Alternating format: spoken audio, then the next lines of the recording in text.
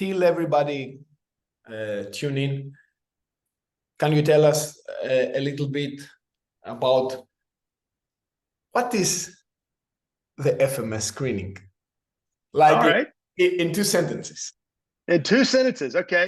So the FMS screen was designed to determine who has significant movement problems and who doesn't, and what movements are good in order to build the best program or workout plan.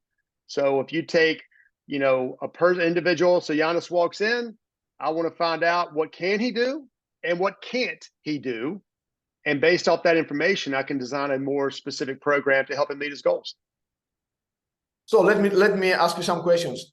If, for example, I do the FMS, I learned the FMS method, the FMS screening, but I don't know about corrective exercise, and I am just a typical trainer that I just doing weightlifting on the gym. Do you think that I can take the feedback from FMS and implement this in my program? Yes. Yeah. You don't need.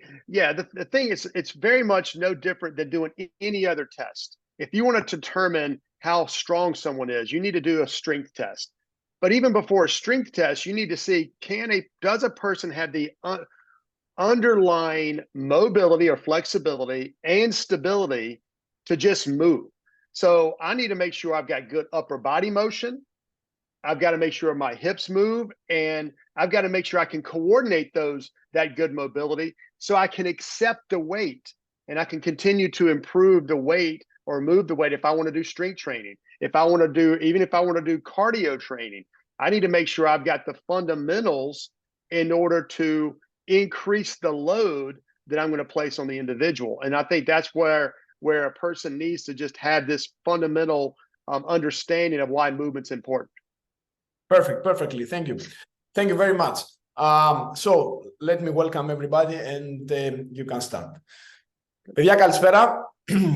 Δεύτερη μέρα από το International Webinar, το οποίο έχουμε προγραμματίσει εδώ πέρα στην HNFC. Όπως είπαμε και χθες, για όσους δεν ήταν στην παρέα μας, η εταιρεία εδώ και 10 χρόνια αντιπροσωπεύει τους μεγαλύτερους οργανισμούς παγκοσμίως στο κομμάτι της εκπαίδευσης, στο κομμάτι του sport science, στο κομμάτι της αξιολόγησης, του personal training, της προπόνησης δύναμης. Και αυτοί οι οργανισμοί είναι η Αθλητική Ακαδημία της Αμερικής, η NASM, είναι η FMS, η Functional Movement Systems, είναι η EXOS, είναι ο Mike Boyle, και σήμερα θα έχουμε τη χαρά να έχουμε μαζί μας τον συνιδρυτή της FMS, τον Dr. Lee Burton, ο οποίος θα μας παρουσιάσει κάποια κομμάτια της αξιολόγησης και πώς αυτή μπορεί να είναι χρήσιμη κυρίως σε αθλητές του μπάσκετ. Στη συνέχεια θα συνεχίσουμε με τον Michael Boyle και θα τελειώσουμε με EXOS. Οπότε, όπως και χθες, ετοιμάστε κάποιες ερωτήσεις. Θα κοιτάξουμε να αφιερώσουμε περίπου 10 λεπτά στο τέλος για να μπορέσουμε να απαντήσουμε και σε κάποιες ερωτήσεις σας, τις οποίες θα γράψετε στο chat. Lee, thank you very much for doing this again for us here in Greece. We really like the FMS method, and the last good 7-8 years we are trying to educate professionals and make them use this assessment tool, because it's very important to know how to design a program, and in order to know this, you need an assessment tool. And FMS is an amazing assessment tool, which you all the time you develop it, and this is very good. So I leave all these wonderful professionals to you, and at the end we will keep like 10 minutes or so for some questions. Okay? So okay. Thank you for being with us, Lee. All right, I'll share my screen, Giannis, and just make sure you can see it okay. Yes. Everything good? Perfect. Okay, Giannis, thank you for having me today, and I want to thank all the participants for joining us as well. I mean, obviously, I have been involved with the FMS since it was created, and one of the founders, along with Greg Cook, creating this assessment tool going on 25 years ago. And it was very, it's based off a very simple idea, and that's to make sure a person can move well or has the fundamentals of movement prior to engaging in higher levels of activity. And over the years, we've been able to, look at the research, look at the feedback that we've gotten from professionals, as well as what the research has told us. And we realized that we need to start taking an even broader approach if we really want to create good programming for the individual, whether that's a high-level athlete or whether that's a person simply looking to lose some weight. And that's why, when I started putting this topic together, I wanted to make it a little bit more holistic. So when we look at how we need to consider designing a workout plan or program, again, for an individual or an athlete, we kind of use this visual as a representation of how we need to consider things. Most of us in the strength conditioning or fitness professional gravitate towards performance, and that's strength, power, agility, and we focus in on that.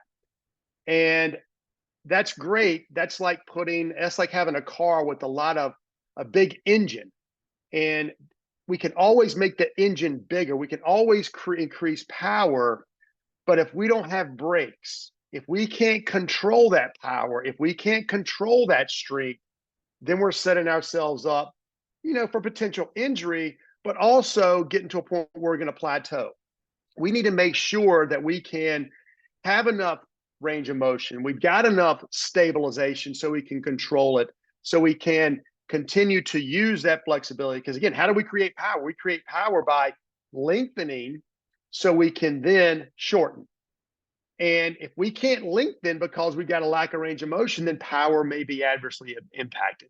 So the fundamental base of our pyramid here is movement. And we're not saying you've got to be perfect in movement, but you've got to at least have the minimums. You shouldn't have pain. You shouldn't have major dysfunction. And if you don't have pain and major dysfunction, then we need to focus on strength, power, and agilities. So all of this is simply trying to give you more information to design the program. And that's the goal. How do we design the best program for the individual? Individualize it. Now, obviously, my background, I work with sports and I work with teams, so I'm typically with larger groups.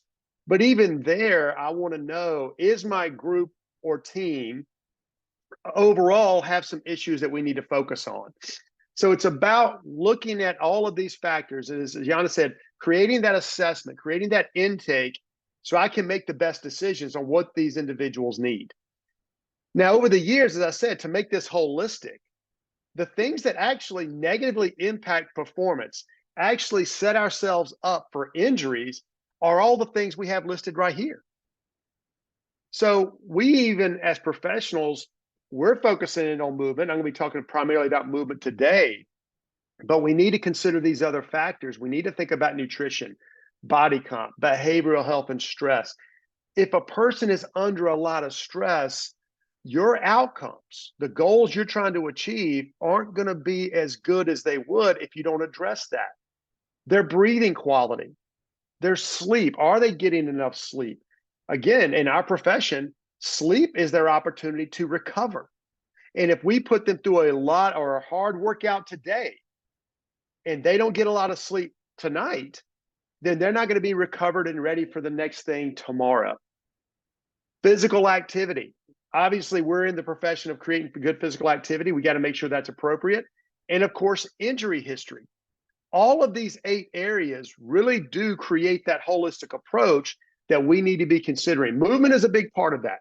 If you got pain with movement, if you got significant dysfunctions, the research has been clear that it is a risk factor. Now, there are other risk factors that we need to consider. And all of these things right here are part of that process that we need to be looking at. So if you're not looking and considering these things, you need to start. Because all of this is going to allow us to identify the barriers to improving performance and skill.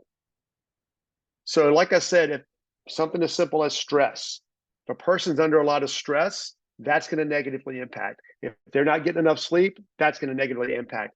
If they got significant limitations in their movements, that's going to make it more difficult for us to do our jobs, putting them in a position to improve their performance.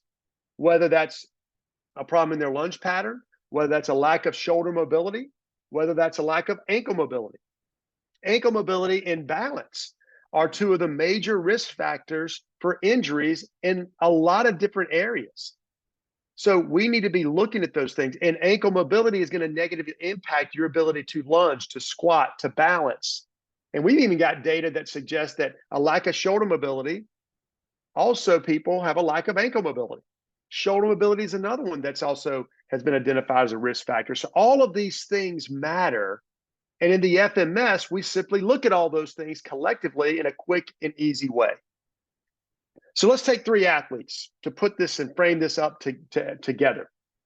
So if we look at these athletes, we see 3 general people, and these are all basketball players.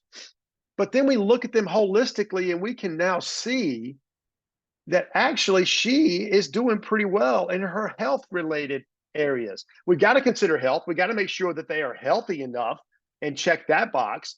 But let's think about stress and sleep, the other factors that we know, the other lifestyle components that can negatively impact our ability as professionals to set the stage for them to improve their performance. So sleep, stress, nutrition, body comp, balance, functional movement patterns. Do they have the basic movement abilities to set the stage for improving their strength, power, and endurance? And then what's their injury history like? Let's be honest, most athletes, most of us on this call have had an injury in the past. How bad was that injury? Did you seek medical care for that injury? How well have you recovered from that injury? One of the most consistent risk factors for having another injury is a previous injury. Now, the problem with knowing that is, like I said, most of us have had an injury in the past, but what has that injury done? Has that injury negatively impacted our functional movement patterns? And a lot of times it has. Basketball players specifically have a lot of ankle injuries. Well, once you sustain an ankle injury, that's going to negatively impact a lot of the things up the kinetic chain. It may impact it may create a lack of hip mobility. It may create some problems in your upper body. A lack of ankle mobility will actually decrease your ability to hip extend. So if I'm really trying to create better power and I can't generate and use my hips the way I need to, it'll decrease the glute activation. And this is all based off the research. And by doing that, it's going to negatively impact my ability to perform. So this individual right here looks pretty good, even though they've got an injury history, but it seems like that injury hasn't negatively impacted other things and other parts of their profile. And that's the way we need to look at it. So this individual, pretty clean across the board, which means we can now focus and give them a higher level of activity. We can now go into strength, power, and endurance. Now let's take this individual. This individual actually has a lot of problems, a lot of areas that we need to be considering, under a lot of stress. Now, how do we check these things? I know that's going to be a question. There's plenty of ways, excuse me, plenty of different, excuse me, plenty of different ways you can do this. You can do an internet search and find some questionnaires. Sleep. Obviously, there's wearables you can check sleep, but simply just documenting their sleep over a period of time. How well are they sleeping over 5 or 6, 7 days? Are they getting 7 to 8 hours of sleep? Again, easy ways to check these things. Obviously, on the musculoskeletal health side on the right, they've got a balance problem. Body comp seems not to be an issue, so we don't really worry about that too much. But functional movement, so we take them through the functional movement screen. We take this individual through the functional movement screen. He's got some significant dysfunctions. This individual actually had some pain during some of his patterns, and he's had a history of injuries. So he's got a balance problem. He's got some significant dysfunctions in his movement patterns. He's got injury history. He's under stress, and he's not sleeping very well. So this individual, if we just try to go out here and exercise him, yes, we will have some success, but not as much if we take this more holistic approach. We address his balance, we address some of these movement pattern issues, but we also have the conversation about improving his sleep, decreasing his stress. Those are things we've got to also address if we're really going to impact his performance in a positive way. So now let's take our third individual.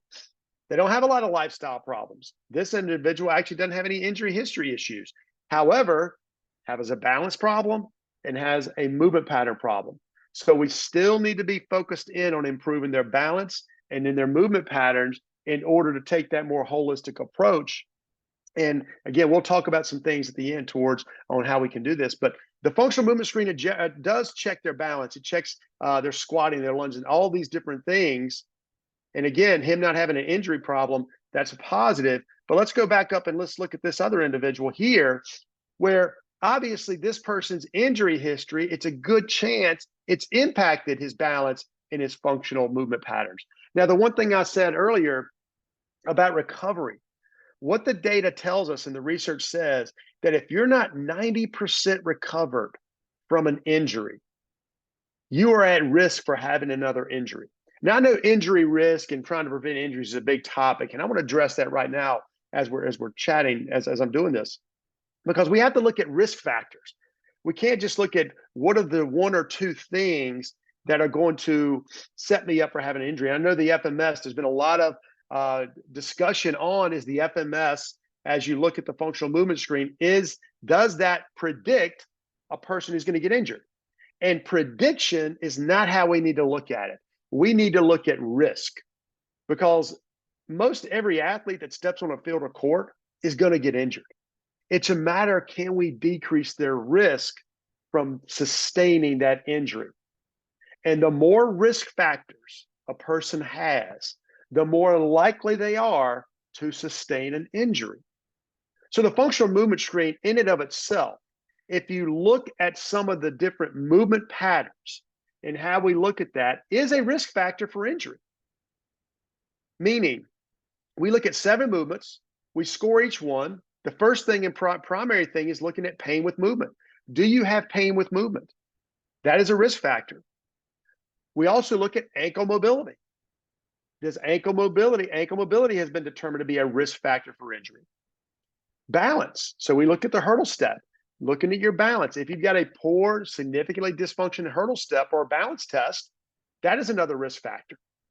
So it's combining all of those things. Now, what else do we consider?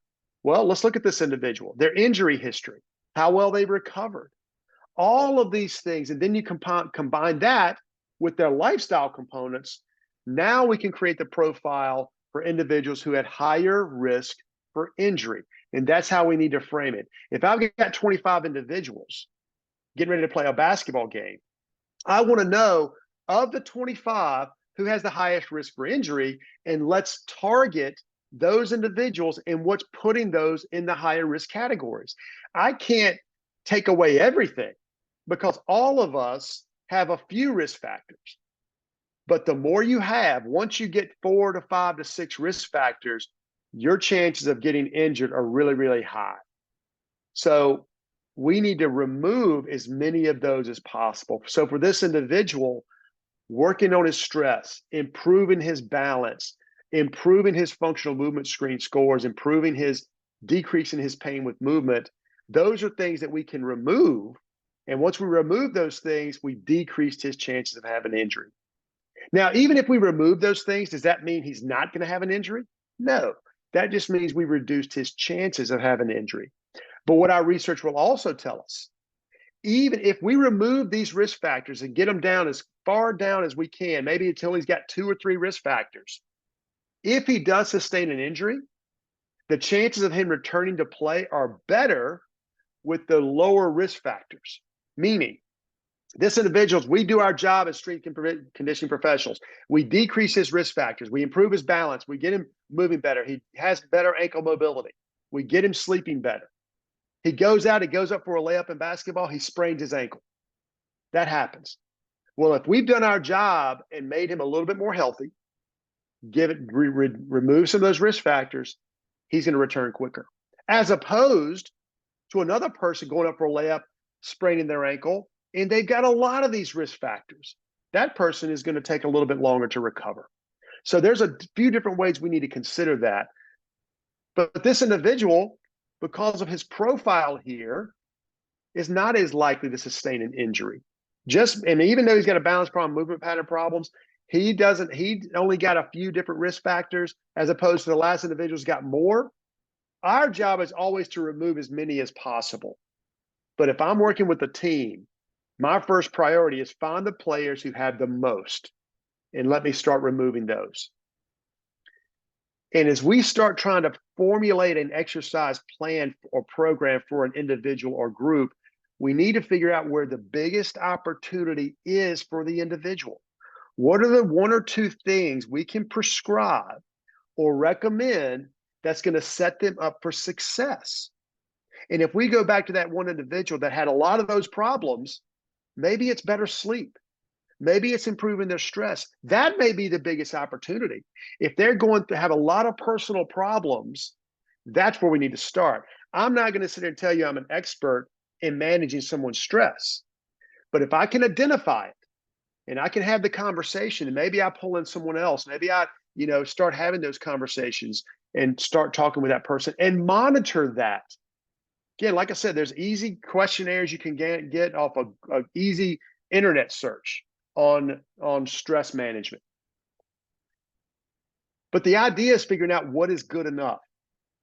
Now, when we say what is good enough for a lot of these factors that I'm showing you here on the screen, it's just that minimum.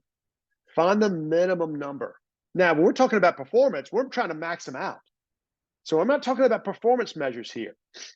You want to get somebody as powerful and as strong and the best agilities we can give them so that they can go out there and they can practice at the highest level and compete at the highest level. But what we're trying to do with all these other factors that are the underpin or the foundation for those other higher level things, we just need to make sure there are not any major problems here. So simply check these boxes and make sure I don't have any significant problems. The functional movement screen is simple. Just don't have any major dysfunctions.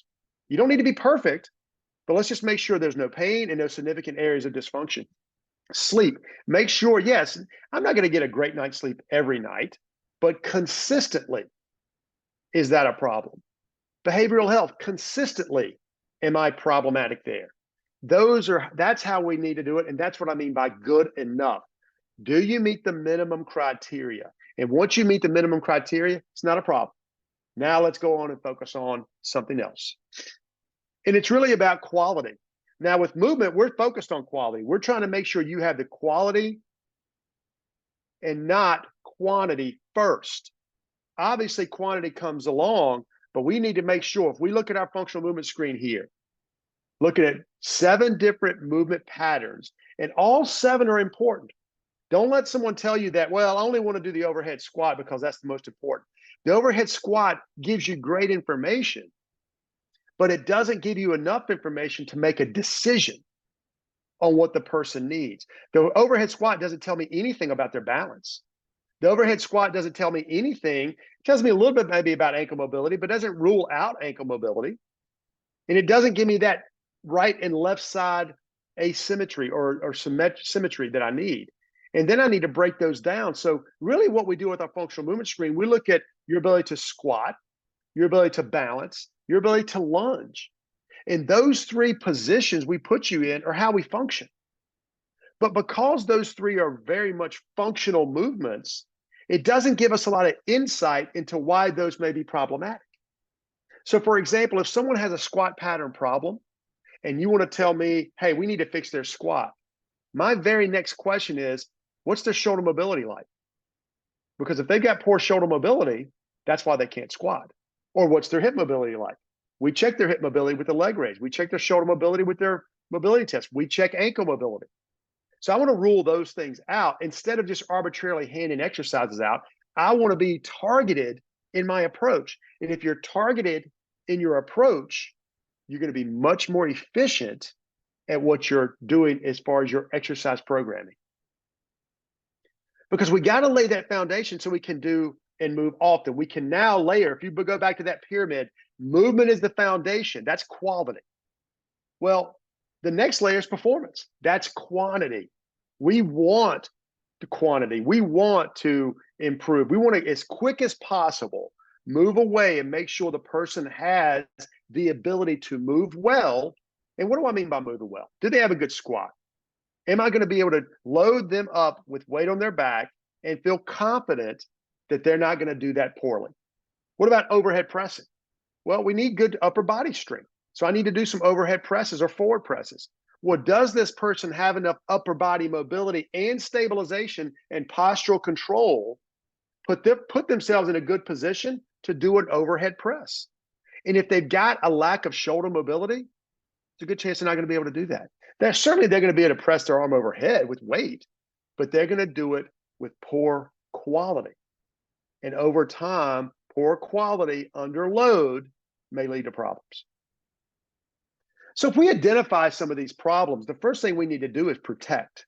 And this is one of our fundamental philosophies here.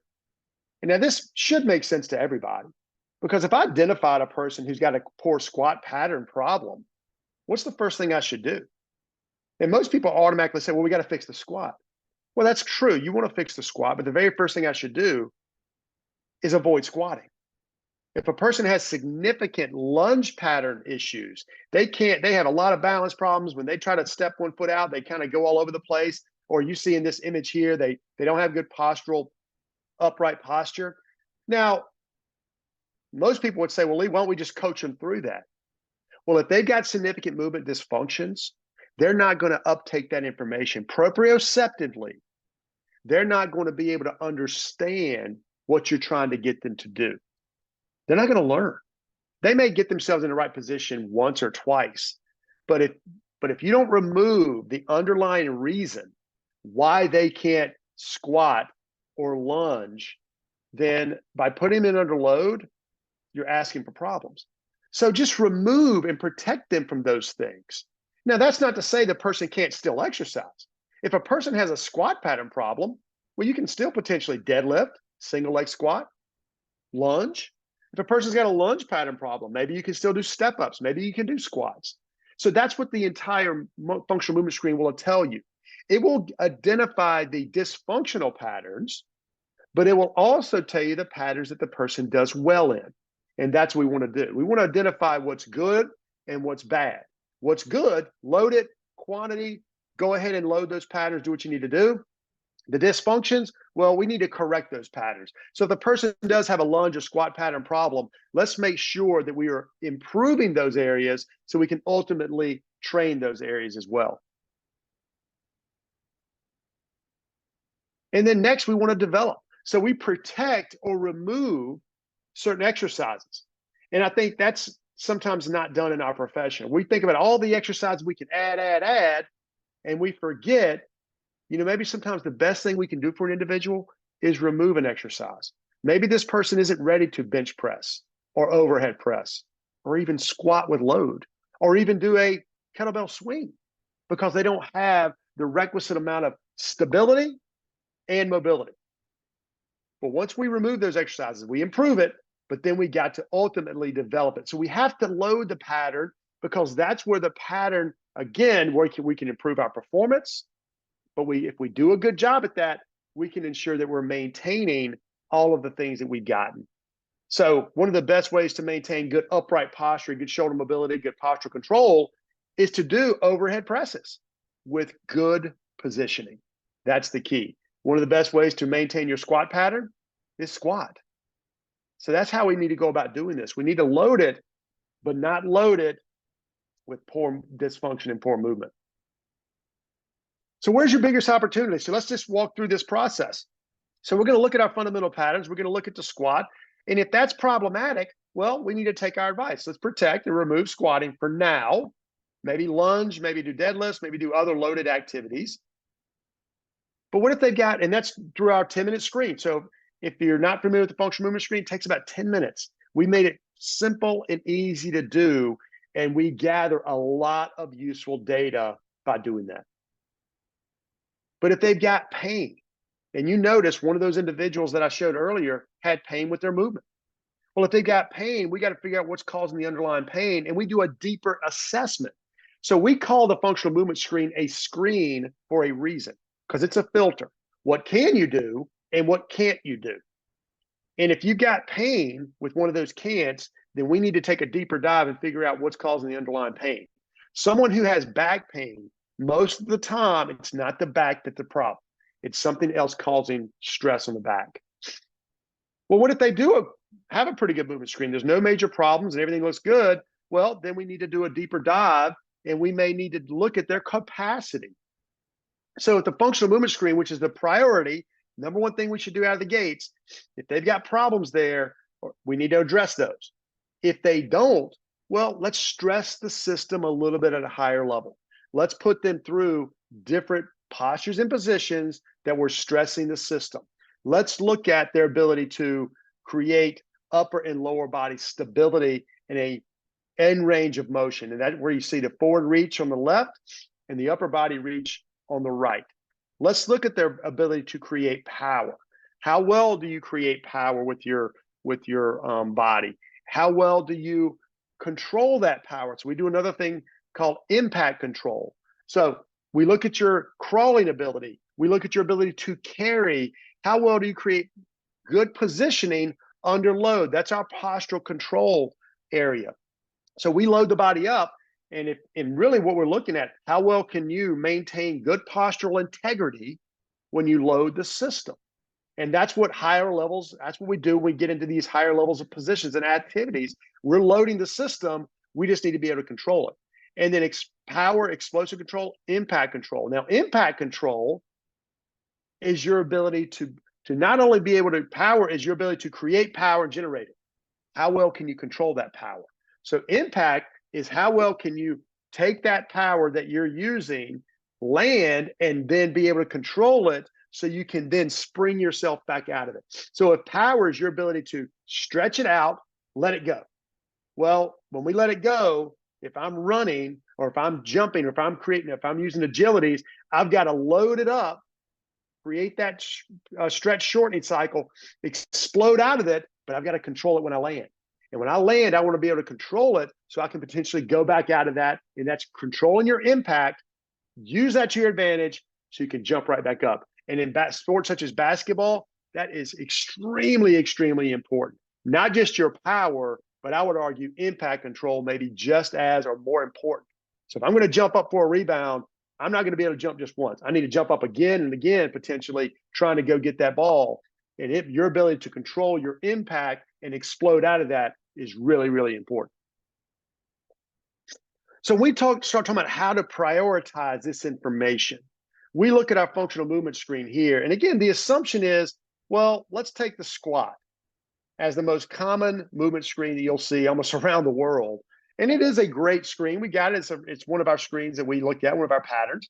But it tells us almost too much information. It gives us too much data that we can't disseminate down, because I can't tell you by looking at a person's poor squat why they have problems squatting. I need more information. And that's why we look at all of these patterns here.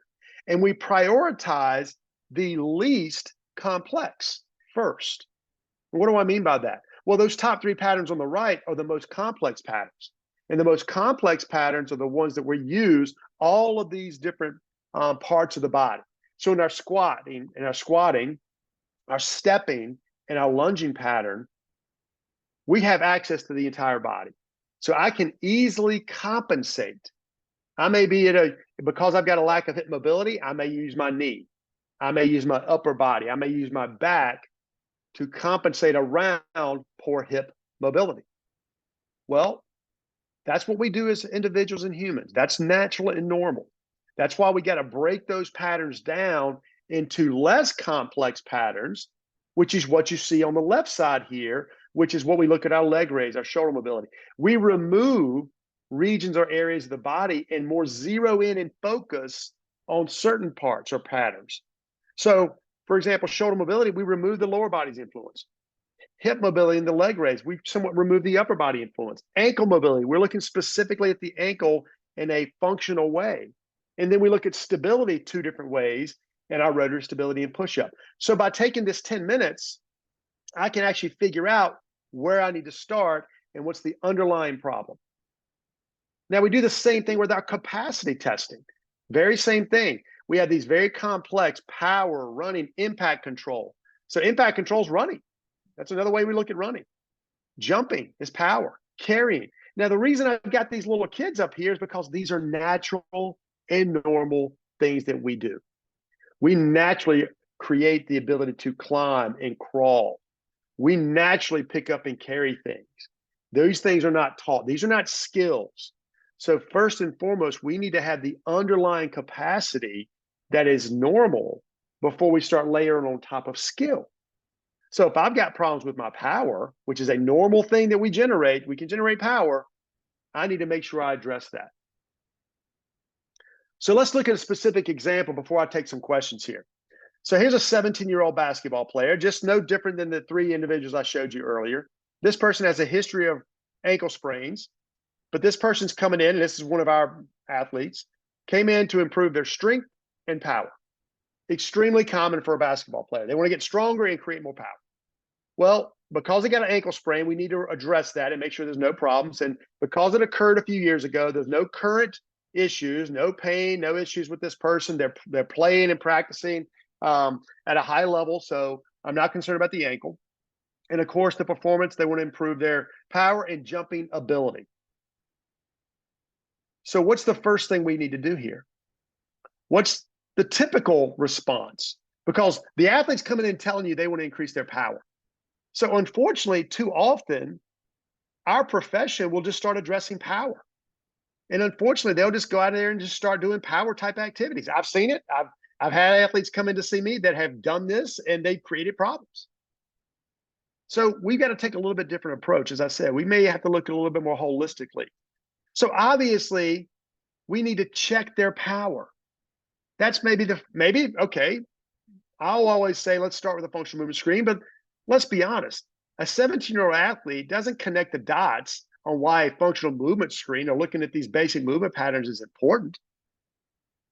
However, they understand power.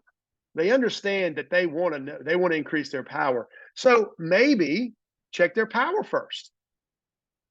Because the person is a 17-year-old individual, doesn't have any issues, no problems. So we'll go through a power test with this individual. And you see in this video, she's doing it very methodical. So we'll do a little warm up and then we'll check their power. And you see here, we'll do a broad jump. Now, whether you do a broad jump or a vertical jump, I'm not going to debate either one. We chose to do a broad jump the way we check power because we just have a lot more data and doesn't require any equipment. We can do a broad jump. All we need is a tape measure. Okay. So you should be able to do a broad jump 110% of your height. So we do a broad jump with the arms. Then we do a broad jump removing the arms. Now, what happens here? What is power anyway? Power is your ability to create energy throughout the kinetic chain. Load up the system through your upper body, and then take that energy that you're loading, that spring you're loading up, and explode. And if you lose energy throughout the system, through your core potentially, you're not going to generate as much power. So when you remove the upper body's influence, you should see a 20% reduction. Well, you may not see a 20% reduction, which tells me you may have more potential than you normally would. You may see power is still really good without the arms. Well, that tells me, well, what happens if we add the arms into it? Your power may go up. So there's certain things we can do. You can do some Indian club work. You can do battling ropes, doing some rope slams, doing some kettlebell swings, a way to connect the dots here for an individual who has some problems connecting their upper body with their core. So we check it that way. We also look at right side versus left side. You should be within 5% of your right and left side single leg jumps. But you notice here, we land with 2 feet. We jump off of 1, land with 2, and that's primarily for safety reasons. So we check power and we find this person is significantly below normal with their power. So person came in wanting to work on the power. We've proven that power is something we need to be concerned about and we need to focus on. So now what's the next step in this process? Well, again, too often people would take this next step and what would they do? They would go immediately and start working on power with this individual. And we're better than that. We need to take a more holistic approach. Think about some of those other things I talked about. Look at their sleep, look at these other factors. But now let's look at the functional movement screen. So with the functional movement screen, what jumps out? Now, if you don't know what the functional movement screen, we score you 0 to 3. We put you in these buckets. 0 means you have pain. 3 means you don't have any problems. 2 means you are good enough. So a 2 is good enough. So this person has a poor lunge pattern problem. So they got a poor left side lunge, and that's when the left leg is in front, the right leg is in back.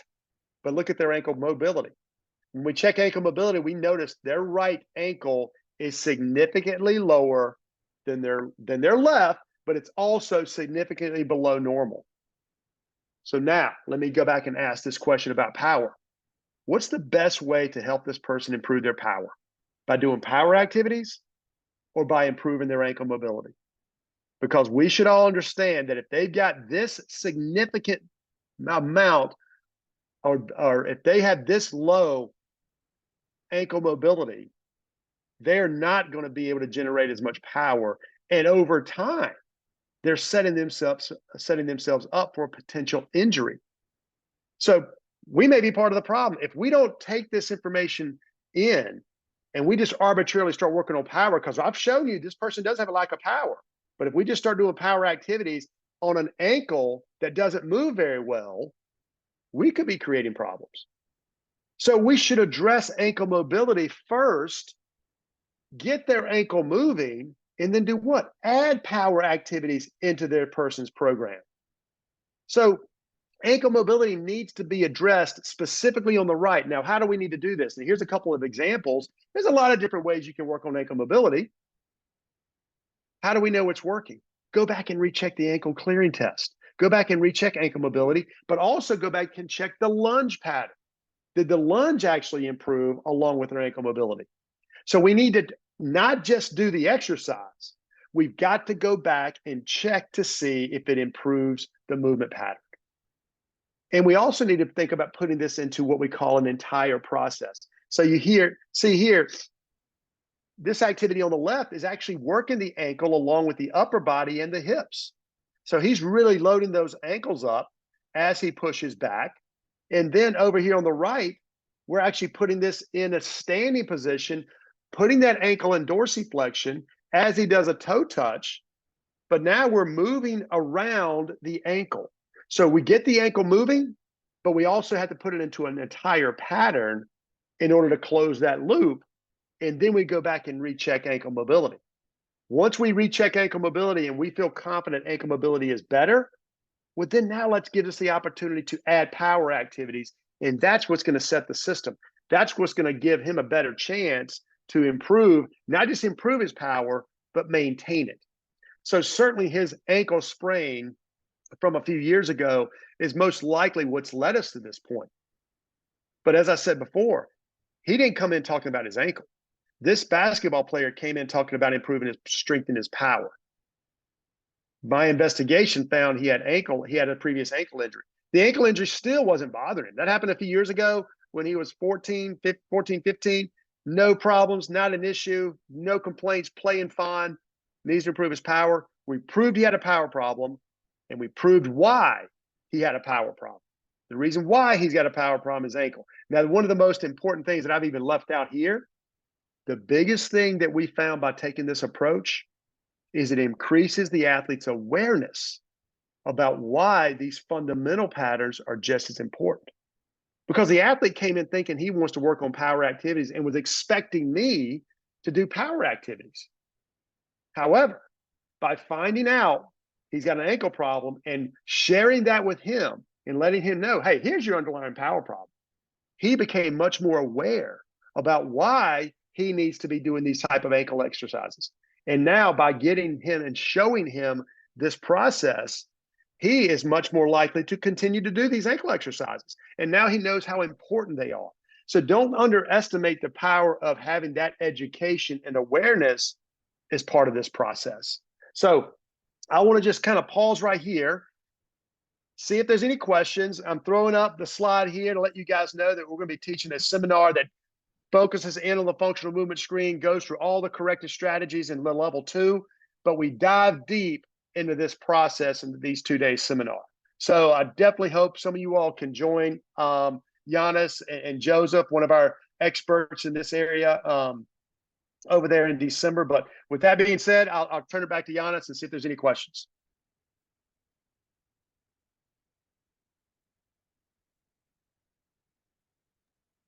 Παιδιά, είμαστε έτοιμοι για ερωτήσεις. Thank you, Lee, very much for this.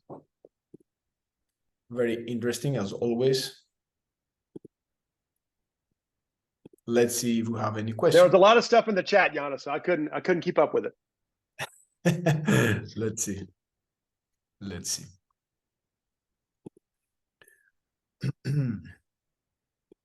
So, first question.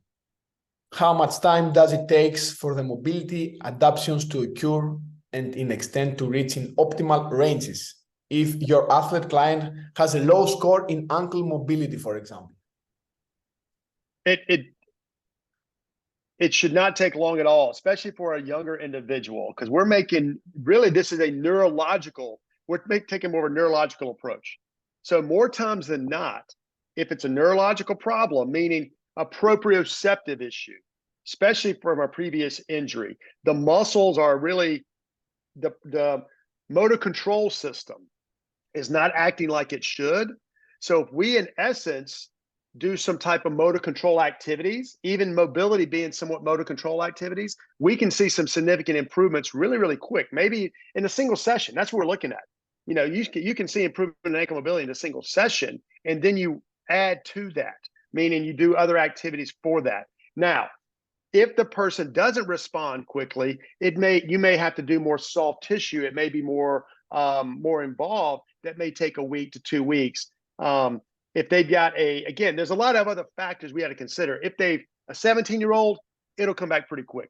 Athletes in general, it'll come back quick. But a person who may have had a previous surgery, who's got some hardware or different things, it may take them longer, and they may not ever get back, but we want to get as much as we can out of that.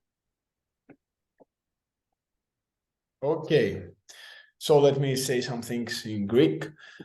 Παιδιά, νομίζω ότι καταλάβατε ότι είναι πάρα πολύ σημαντικό το κομμάτι του να ελέγξουμε την κινητικότητα και τη σταθεροποίηση από συγκεκριμένες αρθρώσεις των ασκούμενών μας, οι οποίοι μας ζητάνε ουσιαστικά να βελτιώσουμε το κομμάτι της δύναμής τους. Άρα λοιπόν, όπως έλεγε ο Λί, ένας αθλητής ο οποίος παίζει μπάσκετ και θέλει να δυναμώσει το άλμα του, θέλει να δυναμώσει γενικότερα, θα πρέπει να ελέγξουμε, να δούμε αν τελικά ένας λόγος ο οποίος δεν μπορεί να αυξήσει την δύναμή του ή την ισχύ του είναι μια κακή κινητικότητα της ποδοκνημικής του. Άρα λοιπόν, αν θυμάσαι και το πρώτο slides, πρέπει να έχουμε αυτή την πυραμίδα, αυτό που λέγαμε και χθες ουσιαστικά με την Άσμ, ότι πρέπει να δουλέψουμε πολύ το κομμάτι της σταθεροποίησης, της κινητικότητας, για να μπορέσουμε να φτιάξουμε τη βάση και να παράξουμε τη μέγιστη δύναμη και τη μέγιστη ισχύ. So, Lee, another question. How many exercises for mobility ankle, for example, should we add on a client's routine? Is one enough? Now, you need to go through almost like I would say a flow or a process. So we focus in on ankle mobility with maybe that half kneeling ankle I showed in the video, then go to maybe a standing activity. So maybe 3 activities that are in different positions that are using the ankle mobility. So if you do something maybe even on the ground where that person was pushing back in that quadruped position, pushing back in the ankle, then go to half kneeling, do the half kneeling activity, and then go to standing, doing the toe touch. Those are 3 activities that stress the ankle in different postures and positions. Okay. So, Lee, in general, my bigger concern is that, for example, we have a trainer. He's doing personal training. He wants to start working with athletes, but he doesn't know everything regarding assessments, regarding movement patterns, but he wants to help someone to become a better athlete. Now, you said that in order for someone to have a better power or be more powerful, we need to check how his stability is, how his mobility is. So do you have any quick tip for someone that all these things are new and they don't know where to start. And the only thing that they have done so far are strength training. So these are all new things for him. What do you have to advise? Go learn how to do the functional movement screen, Giannis. No, I think even to start, like a takeaway is, obviously if you're a personal trainer and you're, you have the understanding of the basics of taking someone and creating a workout plan. So how do you identify, again, balance? Are you checking someone's balance? I mean, a balance test is easy. Stand on one foot, and someone should be able to stand on one foot for 15 seconds. Check ankle mobility. Can they, and again, these are easy things that you should be doing. Hip mobility, doing a leg raise. Can they raise their leg up to 70 degrees? And shoulder mobility, can they touch their fingers on the back? These are 3 easy things that check mobility in the major areas that lack of mobility. And for most people to start, that's an easy way to start, is check mobility in their upper back, their hips, and their ankles. So, a question. How many times per week should we train mobility or do corrective exercise? If you've identified a dysfunction, every day. It should just be a 10-minute part of, now again, it should be maybe 5 or 10 minutes, and it should be part of their workout. It should not be, just, okay, I got to do my correctives. The corrective exercises should be woven in to a person's program. And then I'm not saying they got to work out every day, but even if they take 5 or 10 minutes every day, that's the goal. The goal is every day they're working towards addressing their limitations and their dysfunctions. So do you think that we can work with an individual, not an athlete, but a general individual, work only with exercises regarding stability and mobility and never go to push him do something that it requires more power or more strength? Oh, yes. I mean, right now, Giannis, that's all I do. I mean, for most people, that's all they need we're constantly battling mobility problems. We're also maybe constantly battling stability problems. So a good routine that requires good mobility and stability, you could just say a Turkish get-up does both. Lunges do both. So body weight training and putting people in half kneeling, you do a half kneeling chop, those can be difficult for a lot of people. So no question, there's, for the average person who's looking to lose weight and just become more fit, you don't need to do a lot of those I think you always need to add a little bit in, jumping rope or doing some type of basic things, but you don't need to do a lot of high level things. Let me translate this. So, για όσους δεν το καταλάβατε, είπε κάτι πάρα πολύ σημαντικό εδώ πέρα ο Λί. Ουσιαστικά η ερώτηση ήταν αν μπορούμε να δουλεύουμε με έναν ασκούμενο μόνο στο κομμάτι της σταθεροποίησης, στο κομμάτι της ευκαμψίας, της ευληγησίας και να μην μπαίνουμε στο κομμάτι της δύναμης ή της ισχύως. Είναι κάτι το οποίο ενδεχομένως θα μπορούσαμε να κάνουμε με κάποιον ο οποίος δεν είναι αθλητής. Και αυτό το οποίο μας είπε ουσιαστικά είναι ότι αυτή τη στιγμή οι περισσότεροι από εμάς έχουν ανάγκη ευκαμψίας, ευληγησίας και σταθεροποίησης. Άρα λοιπόν υπάρχουν ασκήσεις οι οποίες μπορούν να μας βοηθήσουν να γίνουμε πιο εύκαμπτοι, να έχουμε καλύτερη κινητικότητα και ταυτόχρονα υπάρχουν κάποιες ασκήσεις οι οποίες θα μας βοηθήσουν να δυναμώσουμε και να σταθεροποιήσουμε μυς οι οποίοι ουσιαστικά μας βοηθάνε στις καθημερινές μας κινήσεις χωρίς να μπούμε στο κομμάτι του να αυξήσουμε συγκεκριμένα την δύναμή μας κάνοντας συγκεκριμένα πρωτόκολλα δύναμης ή υπερτροφίας. Άρα σκεφτείτε ότι οτιδήποτε κάνουμε έχει προσαρμογές, οποιαδήποτε άσκηση και αν κάνουμε θα έχουμε προσαρμογές δύναμης, αλλά ενδεχομένως όταν κάνουμε personal training σε κάποιον ξαναλέω που δεν είναι αθλητής, μπορούμε να κάνουμε ουσιαστικά πρόγραμμα το οποίο να έχει να κάνει κυρίως με mobility και stability και να μην μπαίνουμε σχεδόν καθόλου στο κομμάτι της δύναμης ή της ισχύως. I'm sure that it sounds all Greek to you, Lee. And after so many years, I think you need to do lessons again to remind you some of your Greek words. That's right. Exactly. I got to come back over there. Yes, we would love to do this. And now that after COVID, that we start offering workshops again, we are really looking forward to have you here. I hope really soon. Another question. So, should we do our correctives even in our sport-specific practice, not only during the lifting days? Yes, yeah, because especially in sports specific, if you're, just take basketball, every day they're going to go out and they're going to be putting a lot of stress on the system, and they may be creating problems. Every day they go out and practice, they may be creating problems. So I don't and you're certainly not going to worry about negatively impacting their performance. You're not going to do enough to do that, because every time they step on the field or court, they're going to be, they're not worried about that. So they may be creating asymmetries. They may be creating some of these problems. So hopefully the correctives are just kind of offsetting that, and you're able to maintain it. So yeah, they definitely, if you've identified an issue, definitely need to maintain that, or work on preventing and improving it. And we have an athlete that he has a bad posture maybe, or he doesn't have a very good movement, but the movement that he has is working for him, is working for the specific sport that he is doing. So what we are doing here, like, can we mess up with his alignment?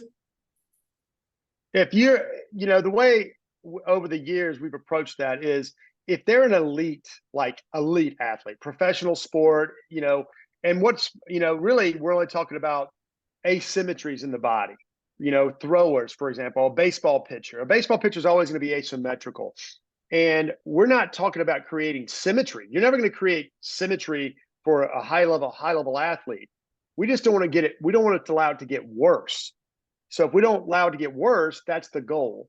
But in most sports, if we take basketball and football, most sports, they're moving the body and doing all kinds of things. So they should not be creating a lot of asymmetry. So anything that we're doing in the movement space is not going to negatively impact anything they're doing at that elite level. And I would argue, even lower level athletes, as long as you've got, and that's why we say good enough. We want to see the minimum. That's the key. And I think when we say minimum, when we say do a functional movement screen and we need to give you correctives, we're not saying you got to be perfect. We're not trying to adversely impact your performance, but we don't want any of those underlying things, mobility and stability and movement being it, to negatively impact your performance. So if we look at it that way, you're never going to have a problem with having a negative impact on your performance.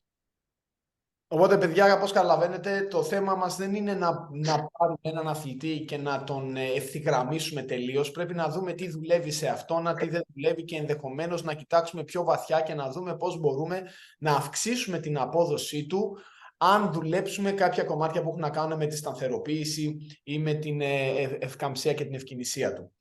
Another one.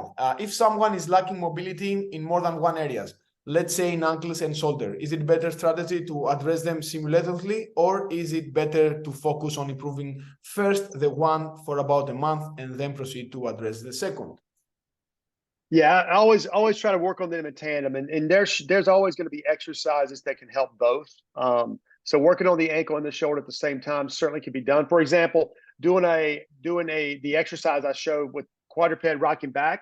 If you remember, they were reaching through. So that's an ankle activity and a shoulder activity at the same time. Half kneeling, doing a half kneeling with the rotation. So there's a lot of activities that you can get a 2-for-1. Okay, Lee. Thank you very much. This was very good information. Guys, we have the next FMS coming in Athens in December. With a lot of more stuff and practice stuff. And let's answer in this last question. All right. Leonidas. So if the client have limited time for training and we know that he need a functional training, in what it's better to focus more, in mobility or stability during the training? Mobility, motor control, which is stability, can only be at its peak if you have good flexibility and mobility. So you need to have good mobility But if you do it correctly, you should always be combining them together. So do some mobility activities and then add. So if we think about for the ankle mobility, I was doing it in half kneeling. Then I had them stand up and do that toe touch. So now I'm getting mobility with stability. Perfect. Lee, thank you again for being with us. Hope to see you soon in person as well. Thank you and goodbye from Greece. All right. Thank you, Giannis. Take care. Bye-bye. Bye. Ωραία λοιπόν.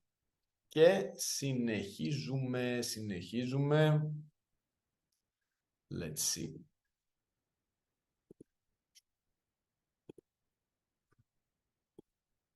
Λοιπόν, παρόλα αυτά, άμα έχετε κάποια ερώτηση, μπορείτε να την γράφετε. And here we have Daniel. Hello, Daniel. Hello from Athens, Greece. Hey, Giannis. Thanks for having me. We messed up the time zones, but now we're happy to have you here. Thank you. Pleased to be on. Dan, or should I say Coach Daniel McGinley, tell us a little bit about you and what are you doing there in Mike Boyle Performance Institute. We are very excited to have you here with us in our international webinar. And we are very excited as well to be able to offer the Mike Boyle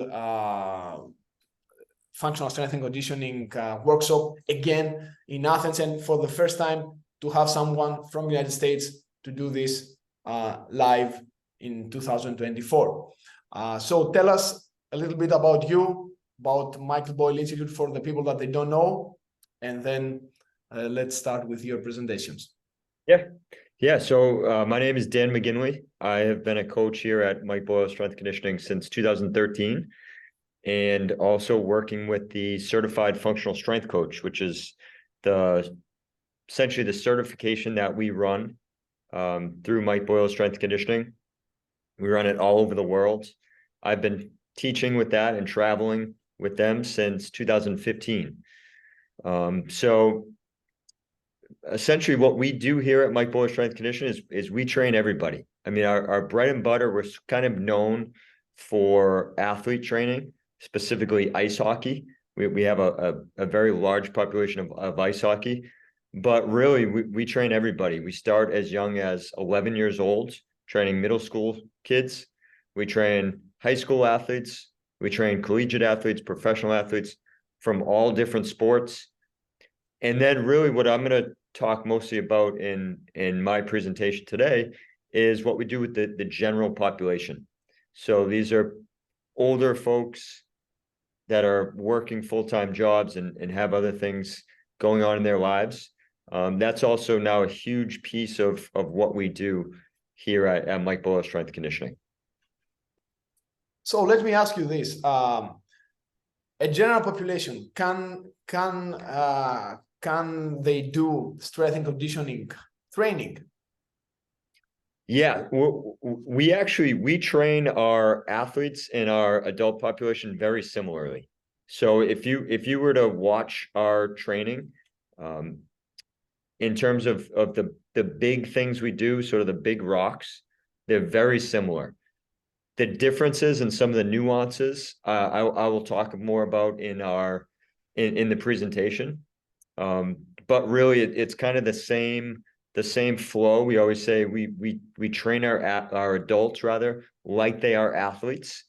We just make some changes based on the aging process and some of the changes that they go through as they age.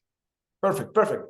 Okay, Daniel, you can share your screen. We are all ears. All right.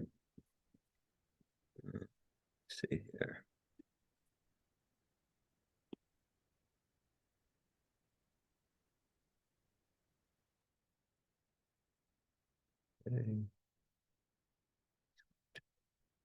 This.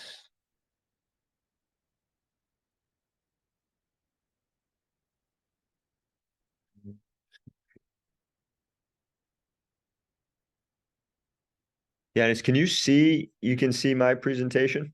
Yes, you can push the play button and we can see it better. Let's see. I'm just gonna go trying to figure out how I play this. It's on the top. Oh, play. Here it is. Yep. Play slideshow. Okay. Awesome. Yes, great. All right. Yeah, so my presentation today is titled Training Through the Aging Process. And the reason why I decided to present on this, much like I was saying earlier, is the aging adult population has become an increasingly big part of our business here at Mike Boyle Strength Conditioning. And it's something that I think when a lot of coaches start out, they have this idea in mind that they only want to work with athletes and they only want to train, you know, professional athletes or whatever it is. And I was that way as well when I first started. However, I think what a lot of people find is that once they get further into this industry, there's so much opportunity to train general population, because these are people that are going to be with you year round. They don't have a season to go through. Their season is life. So there's a huge opportunity here for us trainers, for everybody to work with the aging population. And my goal for this talk is really to try to close the understanding gap. And what I mean by that is, for us here at MBSC, our average coach is 25 years old versus the average client that they're going to train, the average client that comes into the gym, it's going to be about 55 years old. And within that 30-year age difference, there's a lot of changes that occur due to the aging process. And that can make it difficult for a young coach to understand what an older client or what an older person is going through, what they experience on a day-to-day basis physically because of some of these changes. So what I want to try to do here is to close that gap and give everybody a better understanding, whether you're a young coach or an older coach, a better understanding of what actually happens during the aging process. So the way we're going to accomplish that today, 3 objectives. Number 1, I'm going to talk about the physical changes that occur with aging. We're going to talk about how the muscles, the connective tissue, and the cardiovascular system all change as a natural process of aging. And then we're also going to look at some of the common injuries that those changes occur or that they cause. And then finally, we'll look at what we can do as coaches in the weight room through training to help reduce those injuries. So jumping right in, part 1, looking at aging muscle. This is a quote from Dr. Andy Galpin. If anyone on this call has not heard of or not familiar with Dr. Andy Galpin, he's a really, really smart guy from the United States. And this was a quote that he had on a podcast. It says, "The atrophy of fast twitch fibers is almost exclusively the problem when it comes to aging in muscle." And this quote really jumped out to me because this is a guy that's done research, extensive research on all sorts of age-related changes. And he was able to kind of pinpoint that the exclusive problem is these fast twitch fibers. So, and this is what that's actually going to look like. You can see the graph there on the right. Peak muscle mass is going to occur between the ages of 25, right around the ages of 25 and 30 is where most people sort of reach their peak. Then as that graph shifts to the right, you can see there's a gradual decrease. So between 30 and 40, muscle mass is going to decrease a little bit. It really speeds up between the decades of 40 and 50, and then it speeds up even faster between 50, 60, and then beyond. So essentially, the older we get, the steeper the decline in the size of the muscle mass. And again, we know that this is particularly important when it comes to the atrophy of those fast twitch or type 2 fibers. That's really important because our fast twitch fibers are what's responsible for giving our bodies the power. It's that pop that you have as a young athlete, the spring. That's all driven by our fast twitch fibers. So those really decrease very fast as we age. Now, along with that, along with the actual decrease in the size of our fibers, there's also going to be a decrease in motor unit recruitment. And what that means, what motor unit recruitment is, it's the signals that our nervous system sends to our muscles. So for instance, in order to get our lower leg muscle to contract real fast, our brain and our nervous system has to send a signal to those fibers. Now, when we're young, when you have a young, healthy athlete, those signals travel very fast. The analogy I like to use is a young, healthy athlete, the signals that their body sends their muscles, it's like a 5G network. Very smooth, very fast, no interruptions. As we age and as things decline with age, those signals slow down. It's like going from a 5G network to more of like a dial-up network. A lot slower, there's a lot more interruptions. Then there's also going to be changes in the actual architecture of the muscle. And what that means is that all of our muscles have certain shapes and pination angles that make those muscles efficient for the job they're designed to do. For instance, if we looked at the lower leg muscle, the calf muscle, though the shape and the angles of those muscles make it efficient for sprinting and jumping and doing a lot of explosive activity. As we age, the actual shape of the muscle and the direction that the fibers in change to make them less optimal at certain tasks. So all of these things decline, are the size of the muscle declines, the strength of the muscle declines, and also the power of our muscles decline with age. But the rate of those declines is not completely equal. So we see that muscle mass decreases between 0.5% and 1% per year, starting right around the age of 50. Strength is going to decline almost twice as fast as the actual size of the muscle. Strength is going to decline between 1% and 2% per year.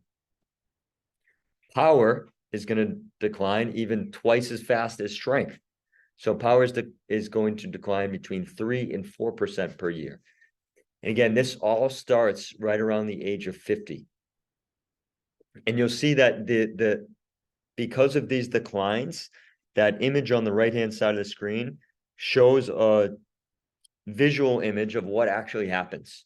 So you see the left-hand side of that image is of your young, healthy athlete. You can see the majority of that upper picture there is of a muscle fiber. It's very thick, it's very dense.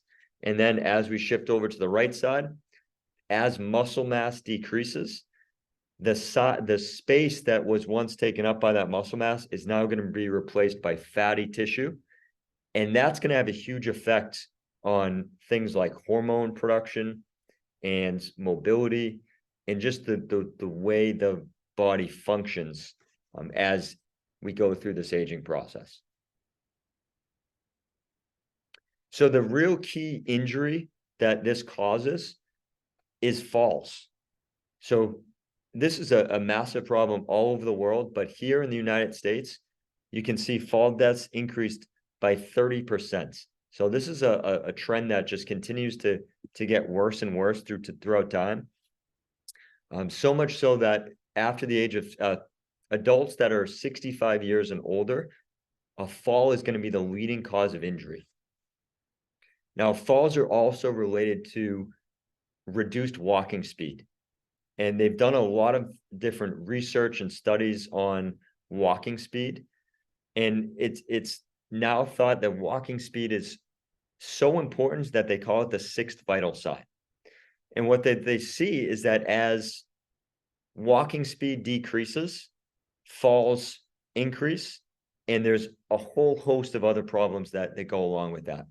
So this bottom quote was taken from a study on gait speed and mortality in older adults. And it says gait speed has been related to mortality, showing an 89% increased risk in death in older persons with the slowest gait speed.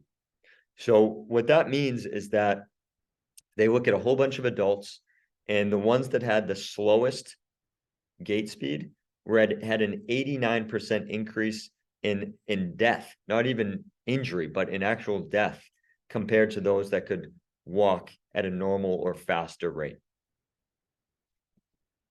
So 3 ways that we train the aging muscle at Mike Boyle Strength Conditioning. Number 1 is we're always going to prioritize power. The reason why we prioritize power in our training is to preserve the size of those type 2 muscle fibers, because we know that those are going to be the ones that really drop off the quickest. So we're always working to hold on to as much type 2 fibers as possible. We're also trying to increase the efficiency of those motor units. So by doing explosive lifts, things like kettlebell swings or Kaiser chops and lifts, we're working to improve the efficiency of the nervous system sends to the muscles. And we're also taking huge steps to reduce injury and also bounce back faster from injury. Because the reality is we take all these precautions in training, and we can do all the right things, but from time to time, people will get hurt. But what we find here is that from doing all of this type of training, when somebody does get injured, they're able to bounce back and return to training faster because of some of the stuff they're doing. So as an example of what this might look like in training, this is one of our adult groups here at MBSC. We're typically going to do power circuits. So we pick 3 or 4 exercises. Each exercise is done for really low reps, typically 3 to 5 reps each side. This particular circuit, you can see they're going through ladder drills. They're going through 2 different types of med ball throws. They're doing med ball chest pass, med ball slam, and then they're going to do some sort of lower body explosive exercise. I think in this video, it's a jump squat. The key to this is lower reps and intent. So we really stress to our adults here that to get the most out of it, there has to be intent to the exercise. They have to really try to move fast, try to throw the ball as hard as they can. We're telling them jump and then try to land and absorb the ground as soft as possible. This is really important because if they go through these types of exercises without intent, if they go through them kind of slow and just sort of mail it in during this time, they're not going to get all the benefit that we're trying to get throughout this section. So I love this quote from a legendary basketball coach, John Wooden. It says, "Be quick, but don't rush." And that really applies to this section here, because what we find is that this is the part of training that a lot of our adults are going to want to rush through. They don't always see the benefits that this type of training gives them. A lot of times they're just thinking about, hey, I just want to get into the weight room, start lifting weights. That's what I'm here for. So we always tell them, hey, try to be quick as you go through these movements, but don't rush through, because this is, for our aging population, this period of time is some of the most beneficial things we can do for them. The number 2 priority is going to be lower body strength. And lower body strength can really fall anywhere on the spectrum. See, one client here is doing a single leg hold. For that client, that's single leg strength. You see this next person doing something like a single leg squat or rear foot elevated squat. That might be strength for another client. But really, really important is the lower body, because that's where a lot of those fast twitch type 2 muscle fibers are located. And we know that the lower body declines at a faster rate than the upper body. So along with lower body strength, we're also, at the same time, we're always working on things like balance. We do a lot of single leg training. We do a lot of eccentric training. So you can see in this video here, Judy's going to be doing an eccentric step up where she presses really hard through that box, through the front foot, and then slowly controls herself back down. This is also really good sort of indirect walking speed or gait speed training, because a huge part of gait speed, they look at all the research, is confidence. So what they find is that as somebody ages, they become weaker and they become less confident, that's when gait speed really tends to slow down. So if we can give people not only strength, but also the confidence to know that they've done difficult things in the weight room, difficult lower body training, we're going to have a huge impact on those fall numbers that we saw. And then the number 3 priority is no setbacks. This is really important because we know that throughout the aging process, as our muscle mass, as strength and power all decline, another thing that declines is recovery, both recovery from training and also recovery from injuries. So we don't ever, at any point in time, we don't want to get anyone injured. That's kind of our golden rule here. But this is especially important for our older adult population. So what we see is that as adults age, there's going to be a decrease in protein synthesis. Protein synthesis is essentially the body's building blocks. So when we're young, healthy athletes, we can train and we can eat and we recover and build muscle mass and build strength at a really fast rate. As we age, all those things decline. So we may eat the same foods, we may train at the same intensities, but our body doesn't respond the same way. There's also going to be a decrease in satellite cells. So satellite cells are the cells that rush to the body when there's injury or inflammation, and they immediately go to work starting to repair the area. So if you've ever sprained your ankle, you know that your ankle probably swelled up, got really big. It may have gotten red and there felt actual heat in the area. A big part of that are those ambulance cells that flood the area. As we age, those satellite cells actually slow down. So we're slower to recover and repair an injured area. And then finally, we see, this was taken from a study on masters level athletes, and it showed that injured athletes age 45 years and over recover 15 to 18% slower than an injured 30-year-old athlete. So just another example of everything slows down with age, recovery is going to slow down, and we have to take extra steps to make sure that we're keeping people healthy. And this was another study that really drives home the point. This was a 30-year, they did this study over the course of 30 years. And what they found was that 3 weeks of bed rest for patients in their mid-50s resulted in a physiological loss of function associated with 30 years of aging. So you can imagine somebody that was completely out of commission for 3 weeks, they aged, over those 3 weeks, they aged at a clip of 30 years because of being inactive. So what this means for us, number 1 priority is do no harm. We got to make sure we're taking precautions to not allow our people to get injured. But number 2 is when injuries happen, because again, they will happen, we want to get people back into training as quickly as possible, because we want to avoid any prolonged rest or any prolonged inactivity that they may experience. So that covers the what happens to muscle with aging. Part 2, we're going to look at the connective tissue. So starting off with tendons. Okay, you can imagine the tendons in the body are like springs. They're really, really efficient at storing and releasing energy. And they also give us that propulsion. So they're really important in things like sprinting and jumping. But what happens to these tendons as we age is they become dry, rigid, and disorganized. So you can imagine your young, healthy athlete, their tendons act like really tight and compact springs. As we age, it's like getting into more of a rusty spring. The spring becomes lengthened, it becomes more rusty, and it doesn't have that same capability to store and release energy that it once did. This is an actual image of that left hand image is of a healthy tendon, 25 years old. This person in the study was 25 years old. That image on the right is of a tendon in someone that's 55 years old.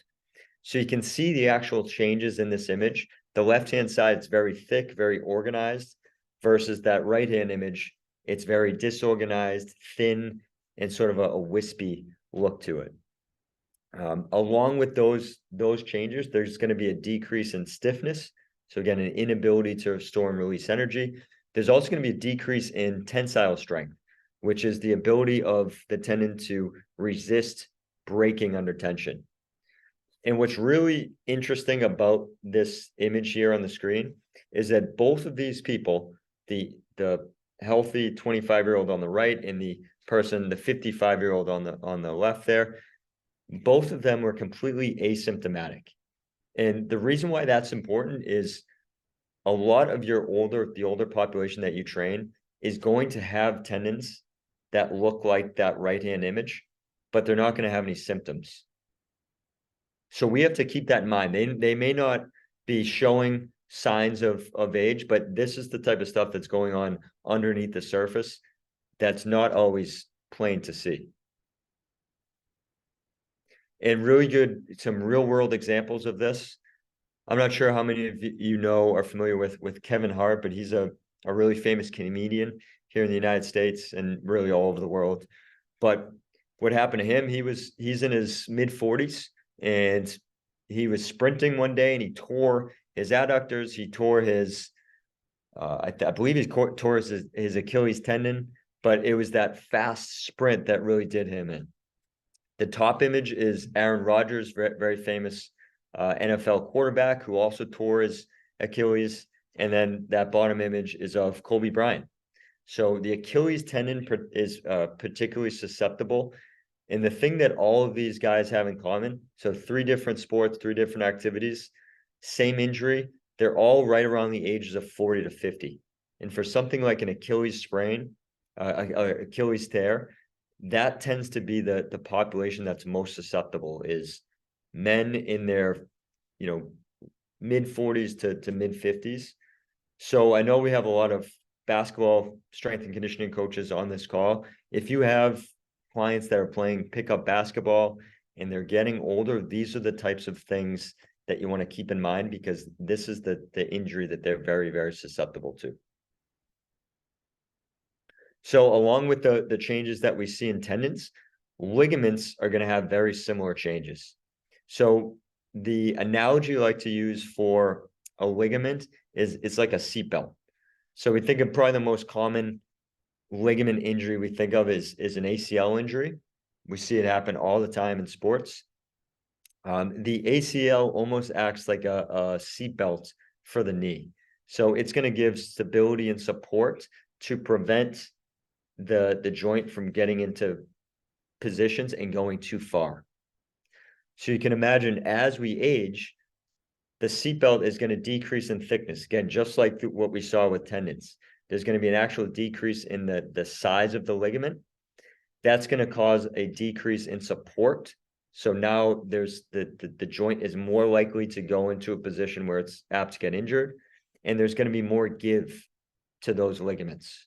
So young, healthy athletes, ligaments are real stiff, really secure, gives them a lot of support. Those things decrease with age. Articular cartilage is another thing that changes and has a huge effect on the aging population. So articular cartilage is the soft end that the soft covering that covers the end of our bones. It's as you can see in the picture here on the right, it's very smooth and thick in young, healthy people, and it acts like a cushion. A good analogy for this is you could think of young, healthy articular cartilage is like riding around on brand new tires. Okay, if you've ever ridden around on brand new tires, it's a very smooth ride. You don't feel a lot of bumps. You can turn on a dime. Very, very good handle on a car. As we age, the changes that happen to articular cartilage, they're going to lose, it's going to lose fluid, which means that it's the actual surface, the actual cushion is going to decrease, and the underlying bones are going to start to get closer together. The analogy for this is now it's like riding on a spare tire. So you can imagine when you ride on a spare tire, You feel a lot more of the bumps. You can't go as fast on the road. You can't turn as quickly. This is just like what happens to our articular cartilage. And then finally, we have joint capsules. So if you can imagine it, the joint capsule is this structure that surrounds the joint and keeps everything in place. And just like with ligaments and tendons, there's going to be a huge component of the joint capsule that's fluid. And with age, the joint capsule is going to lose fluid, and that's going to really decrease the stability of the joints. And there's also going to be a loss in proprioception. So that the joint capsule is one of the most highly proprioceptive areas in our body. And that's really important because this is what tells our body where we are in space. It's like the internal GPS system of our body. So the proprioceptors in my shoulder are going to tell me when my arm is overhead. It's going to tell me the speed that my arm is moving, and it's going to send all of these signals to help support and stabilize that area. As a natural part of aging, the joint capsule is going to decrease, and there's going to be less of these signals being sent, which means, again, our adults are more apt to get injured because of these things. So all of these changes that happen with the connective tissue, a huge injury risk, there's a ton of injury risks, but a really big one that the majority of you will come in contact with is osteoporosis. Osteoarthritis. And osteoarthritis is the most common form of arthritis in the body. And if we think back to what we saw with the articular cartilage in some of those earlier slides, that real thick, shock-absorbing structure that's on the end of bones, with age, it becomes so thin, and with osteoarthritis, it becomes so thin that there actually wears down, there starts to become holes in the actual surface. And this is going to happen in 30 to 50% of adults over the age of 65. And what's important with that number, 30 to 50% are people that are actually diagnosed with osteoarthritis. But we know that there's a much, much higher percentage of people that actually have this going on, and they just don't know it. They haven't been diagnosed with it yet. So the symptoms for this tend to start right around the age of 50 to 60. And the symptoms can be anything from sort of achy, stiff joints to they wake up wake up after a night of sleep and they just feel real stiff. They may feel that their bones are rubbing into each other.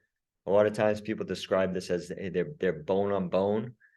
They just don't have that sort of cushion that they used to have. This is very prominent in the hips, knees, and hands. That's where a lot of our adults are going to experience osteoarthritis. And really important is that there's a huge relationship between osteoarthritis and previous injury.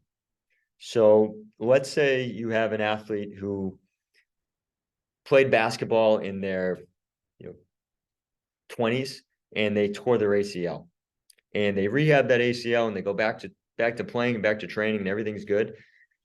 Years later, they're going to be at higher risk for something like osteoarthritis. So that's why it's really important when you have older clients to ask them about injury history and things that may have happened years ago, because that can all play into and have a huge effect on things they might have later on in life. So 3 ways we're going to train connective tissue in the weight room. This is a really important quote, so I want to read it here. It says, the maintenance of normal ligament composition and thus normal ligament function, structural properties, requires repetitive loading on the tissue.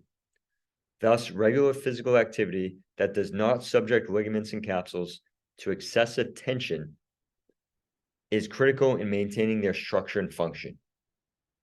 So what that quote really sums up is that the best thing that we can do for aging ligaments and aging connective tissue is to load the tissue. We just have to make sure that there's not excessive tension. And that brings me to a talk that Mike Boyle gave in a topic that he discusses a lot called the orthopedic cost. And Mike defined the orthopedic cost as the long-term effect of an exercise on the body. said, think of this as wear and tear. When choosing exercises, you have to consider the long-term costs. So when you think about the long-term cost of an exercise, let's think of something like a tendon. Tendons respond 24 hours after the exercise. So let's say you train somebody on Friday morning and you do an exercise that's maybe a little bit too intense for that client's tendons. Let's say it's you're doing like repeat plyometrics or something like that. In the moment, that client may not have any symptoms. They may feel completely fine. But 24 hours later, in this case, it'd be Saturday morning, they're going to wake up and they're going to feel the effects of what you did during that previous 24 hours.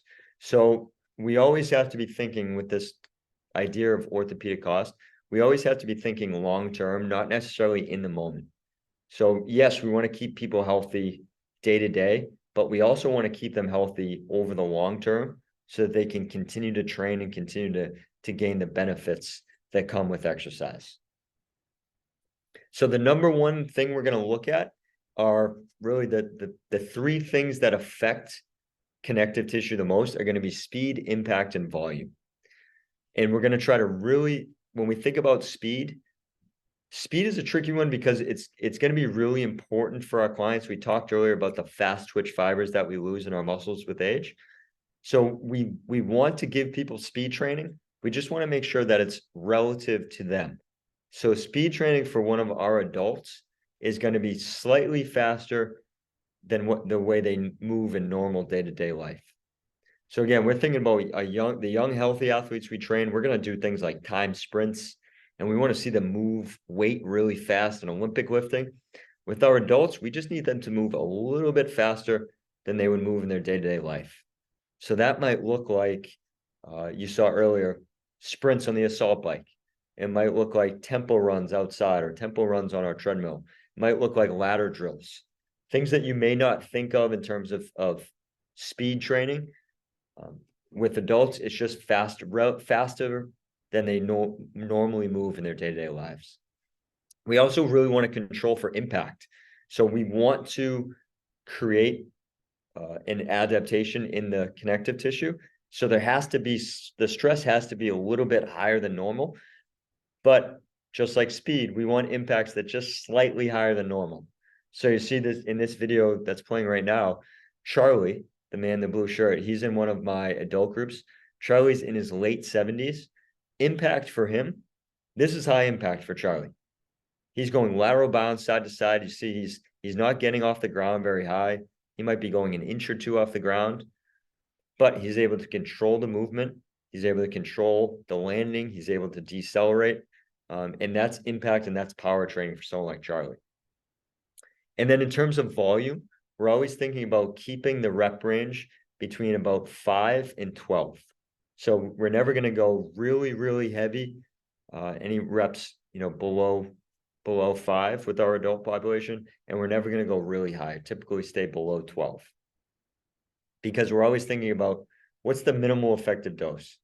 So what's the least amount of work I can give these people to get the benefit we want.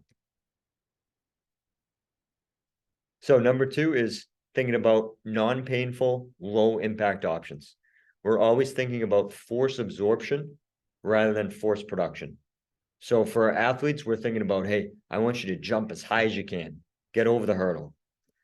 With our adults, we're almost never cueing height of a jump or a hop. We're always cueing the landing.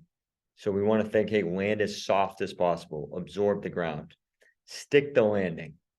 With our athletes, we're going to do things like mini bounces and continuous jumps and bounds and hops.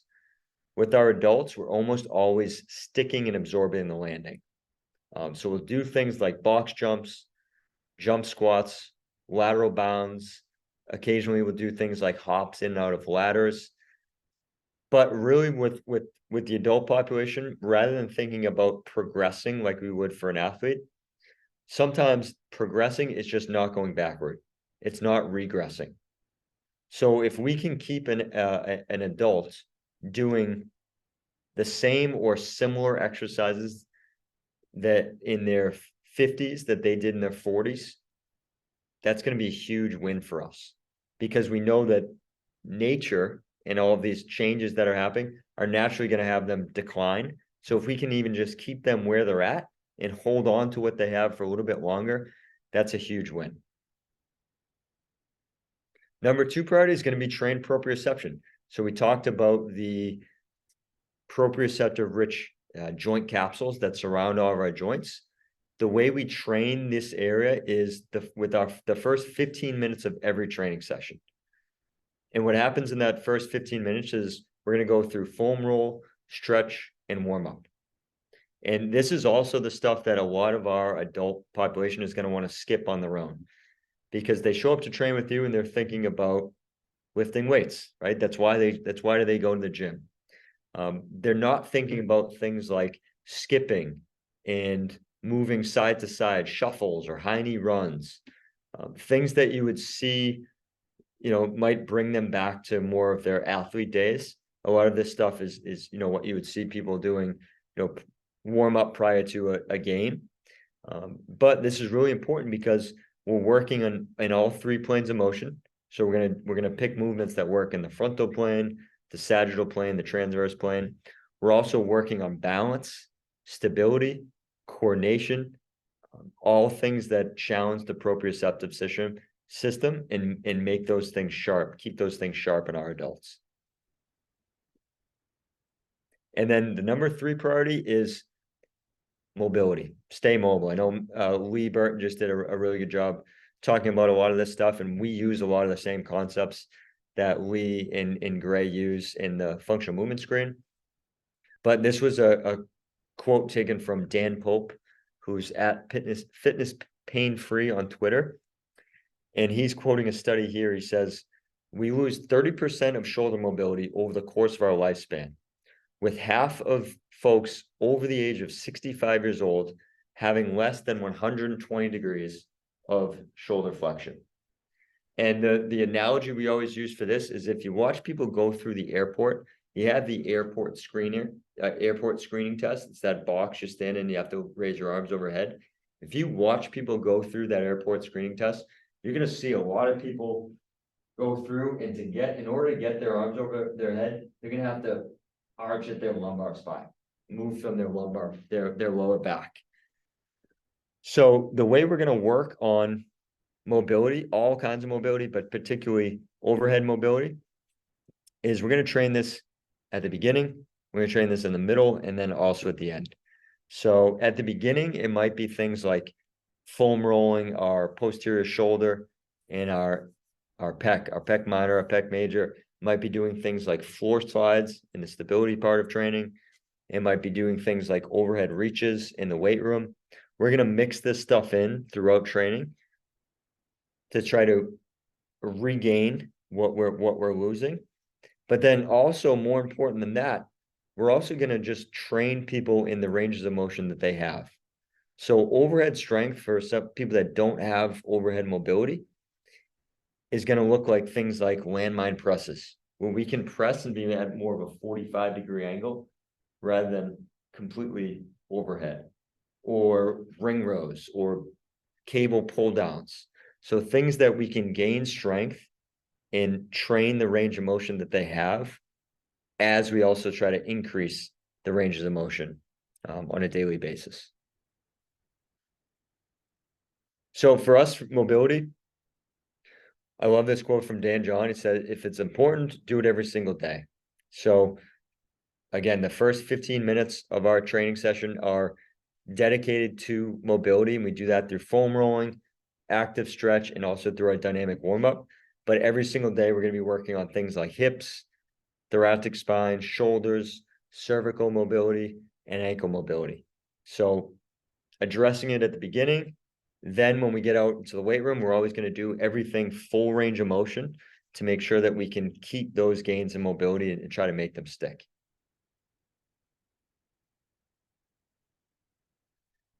So this says part 4, but actually part 3, and the final section here is the cardiovascular system.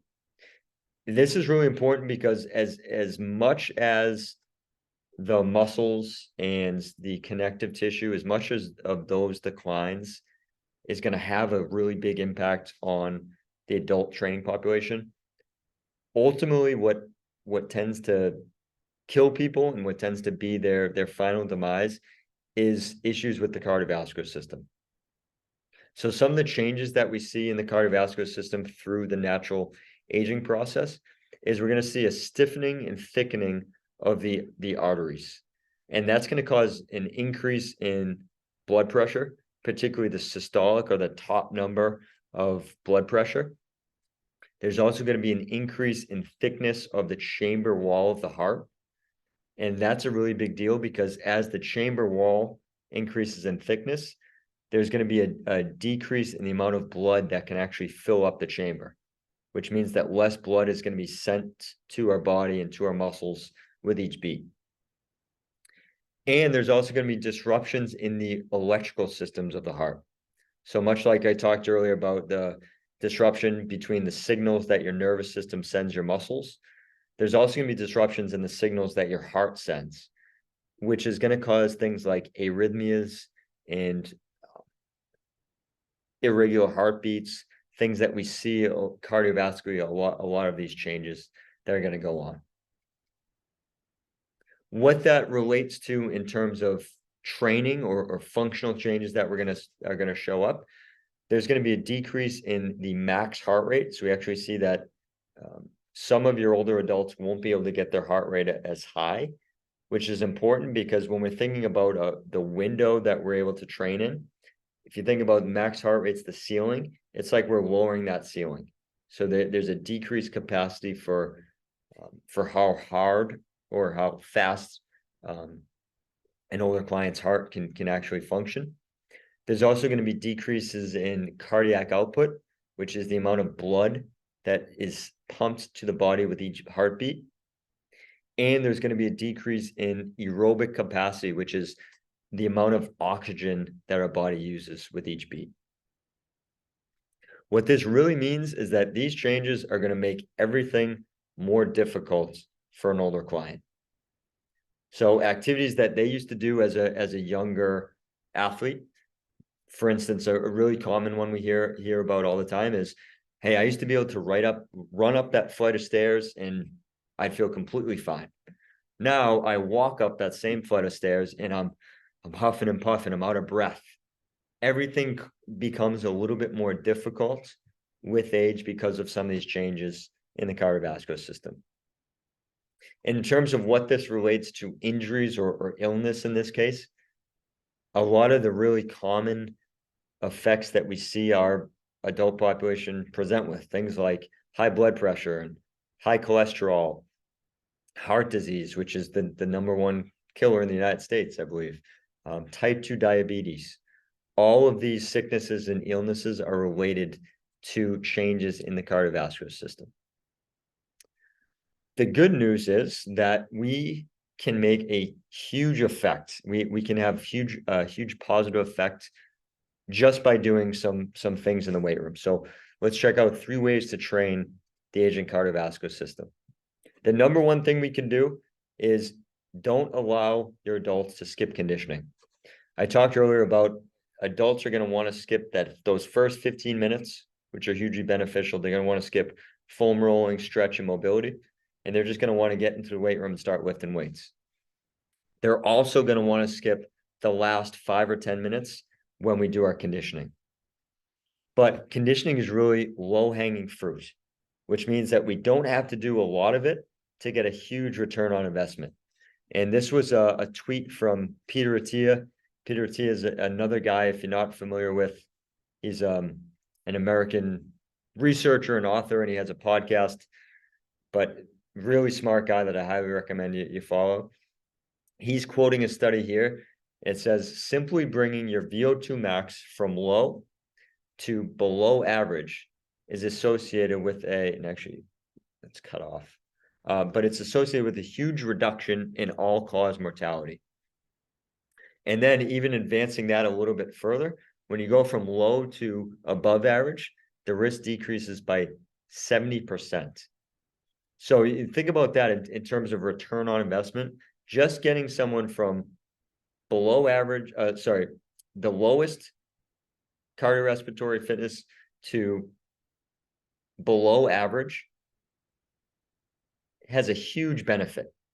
And I think if you ask any of us on this call, ask any coach out there, we're trying to get people above below average. Like most people would not be happy getting their clients to just below average. But even that, even just taking somebody that little amount gives them a huge benefit in terms of life expectancy and all-cause reduction in all-cause mortality. So much so that they've shown in studies that being aerobically unfit carries the same type of risks as smoking and having type 2 diabetes. So what do we actually do from a conditioning standpoint for the aging process? For us, it's going to be a mix of both intervals and steady state. In reality, in the actual weight room, in training at MBSC, we're going to really focus heavily on intervals because of the time component that steady state has. That's going to be stuff that we're going to encourage people to do outside. But we do want a mix of both intervals and steady state because there's different benefits that we get from both. So from an interval standpoint, think about doing something like a 10-20 on the bike, where we sprint really hard for 10 seconds, let ourselves recover for 20 seconds. That's working on the concentric part of the heart. So the shortening action of the heart, that's going to create a stronger pump and a stronger muscle that's going to be able to handle more stress. Now, on the opposite end of that, the steady state piece, which may be lower intensity but longer duration, that's going to work more in the eccentric or lengthening action of the heart. So this is working to create a bigger pump that's going to be able to fill up with more blood and, again, be able to send more blood and nutrients to the body with each beat. It's also going to be really good. The steady state work is going to be really good for lowering things like the resting heart rate and reducing blood pressure. The number 2 priority is, once we get people doing conditioning, we're always going to push heart rate monitors. So we use the MyZone system at MBSC, but really any type of heart rate training system is going to be really, really beneficial because it's the most accurate way we can assess somebody's internal state. We've had several examples at the gym of people who outwardly didn't seem like they were having any problems, but their heart rate showed that there was something internally going on with them that could potentially be very dangerous. One client, he was in some of the videos earlier, my client Charlie, who was in our adult group. He one day was wearing his heart rate monitor and he was in the red, or he was working up close to 90% of his max just sitting on a box. And it turned out that he had switched his medications and he was having some sort of adverse reaction to some of the medications he was on. But we would have never known that if he wasn't wearing a heart rate monitor. So heart rate monitors are really the best tool we can use to assess somebody's internal state. It's also really important because the method most of us are probably familiar with, the 220 minus your age, is flawed in approximately 70% of the population. So most people are not going to be able to work in that model. So heart rate monitors are affordable, they're super easy to use, and again, they give so many benefits to us that we try to really push these with the majority of our adults. The things that we actually want to see from the heart rate monitors, number 1 is resting heart rate. So this is going to be taken first thing in the morning, ideally 3 or 4 consecutive days in a row, so you get kind of an average, but done first thing before the person gets out of bed, has coffee, does any exercise. The goal is going to be to see people be 60 beats or less for their resting heart rate. What we see is that at 60 beats or less, that means that the heart is generally efficient enough and is going to be able to recover from training. Clients that are over 60 beats a minute, those are going to be the people that we recommend do some more steady state training. So we're going to tell that person, hey, maybe rather than finish your last block of strength, head into the bike room, a few minutes early and do maybe a longer duration, sort of steady state ride. Another study, quoting there at the bottom, we see that mortality risk increases 16% for every 10 beats that the resting heart rate is elevated. So essentially, if you went from a resting heart rate of 60 to a resting heart rate of 70, that 10 beat increase would increase your risk of death by 16%. We also want to look at recovery heart rate. This is a little bit more challenging to take, but the way we do this here is immediately after the client reaches their highest heart rate.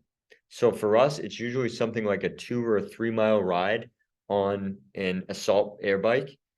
We have them ride the assault air bike. We'll watch them the whole time and record their highest heart rate.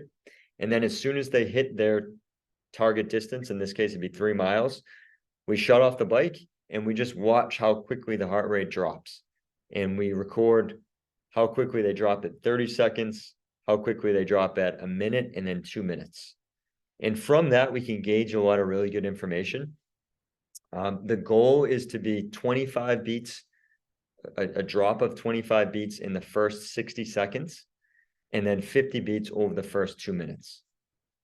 And again, related to the research, we see that mortality risk increases 13% for every 10 beats that the resting heart rate stays, recovery heart rate stays elevated. Now, some disclaimers that I always give for recovery heart rate: this isn't something we would do with a brand new client.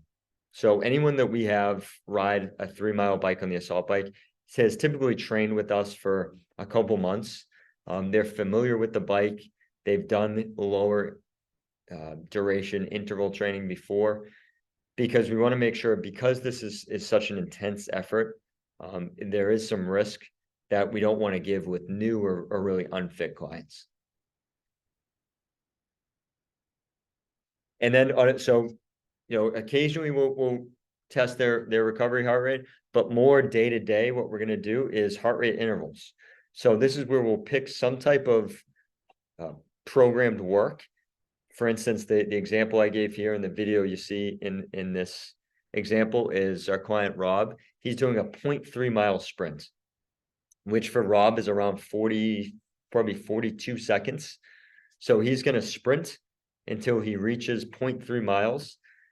At that point, he's just going to hit stop on the bike, and he's going to look up at the screen and rest until his heart rate gets to 60%. The reason that 60% is the number we try to recover to is because that it's seen that recovering to that point, you get both anaerobic and aerobic benefits from training. So we can kind of get more bang for the buck just by recovering to 60%. But in reality, we also put 60 to 65%, because we realize that a lot of our adults are not patient enough to let their heart rate recover all the way down to 60%. So there's a little bit of wiggle room. We always say recover to 60 to 65% before you start your next interval. And then really keeping in mind that with heart rate intervals, or with any interval training, is that intensity is relative.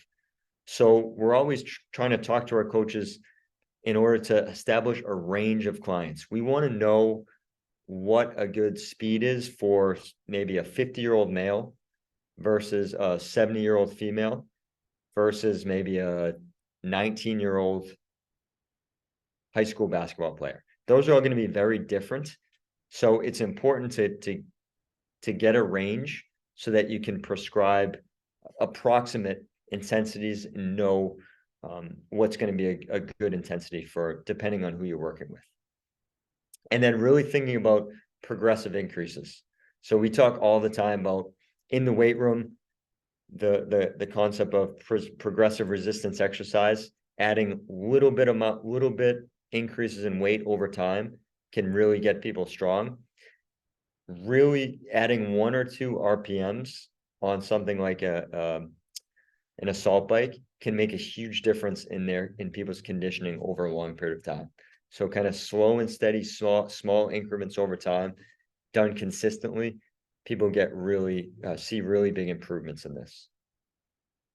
And then finally, encouraging aerobic work. So aerobic work is going to be really limited by time. So we're thinking about zone 2 training, which appears to be, there's a debate on what exactly is zone 2 training, but most people agree that it's somewhere around 70% heart rate for an extended period of time. Longer duration, we're limited by time in the weight room. All of our sessions are 1 hour in length. So to give somebody 30 minutes of steady state aerobic work is not a good use of time for the client and for us as coaches. So this is stuff that we're going to prescribe on the client's off days. We're going to encourage them to do something they like, go outside, go for a long walk, go for a hike, maybe a mountain bike ride, whatever it is, do something they enjoy. That's a little bit lower intensity, longer duration. One, it's going to help them recover. It's going to help them stay active on the days when they're not training with you. And they're going to be able to get some of these benefits of aerobic work. So to really kind of wrap this up, think about aging is inevitable. So when we think about aging, we always want to consider both the physical changes that we talked about, as well as the mindset changes that occur with this. So for us, it's always talking to our adult clients and letting them know, hey, it's okay that you're not doing and lifting the same weights that you lifted when you were a young, healthy athlete, because the body's changing and you have to accept that. And as long as we can accept that and give them appropriate training choices for where they're at along that aging spectrum, we're going to set them up for success, because ultimately health is number one. We don't, as trainers, you don't make any money if your clients are injured. And we see how fast health declines when people get injured. So keeping people healthy is going to be number one. And like I mentioned earlier, sometimes that means not regressing, not allowing clients to go backwards is keep them moving forwards. So that's a little bit about what we do at Mike Boyle Strength Conditioning. And with Certified Functional Strength Coach, again, Certified Functional Strength Coach is the certification of Mike Boyle Strength Conditioning. And we travel all around the world, and we're going to Athens in February 24th and 25th. Kevin Carr is going to be traveling to Greece for CFSC. It's going to be an awesome event. And that's the promo code right there on the bottom if you want to sign up. It's Boyle Dan 50. And I believe it's €50 off the certification just by using that promo code. So if you're interested in actually learning and learning the system that I kind of briefly discussed there, make sure you check out that level 1 certification. And then finally, thank you to Giannis. Thank you to all the coaches here listening to us today. I really appreciate it. I don't know if Lee Burton's on right now, but thank you to Lee for switching times with me as I screwed up the time zone here. But thank you guys for listening, and I appreciate it. Thank you, Daniel. Thank you very much. A lot of good information here. Let's start with some of the questions, because we have Nicholas Hill from EXOS, who is ready to start his own presentation. So we have a couple of questions. So one question is about regarding this very nice research you showed us regarding the people who rest in the bed for 3 weeks. So the question is this reversible? Like you said they lose like almost 30 years. Mm-hmm. So is this something that it is reversible? Yes. Yeah, it's reversible. It's not always, you're not always able to get back to exactly, the research shows they weren't always able to get to exactly where they were. And a big reason for that is a lot of these people were older, so they already had significant declines before the bed rest. So it's not like they were able to train and get back to where they were, 30, 40 years before, but you are able to recover and at least get back to being healthier than you were right after the bed rest. Okay. So another question is regarding the type 1 diabetes. So the question is, I would like to ask if all this could be applied to people with type 1 diabetes, that is people who use insulin. Also regarding people with diabetes, a large percentage are not properly regulated. Many times they train with high levels.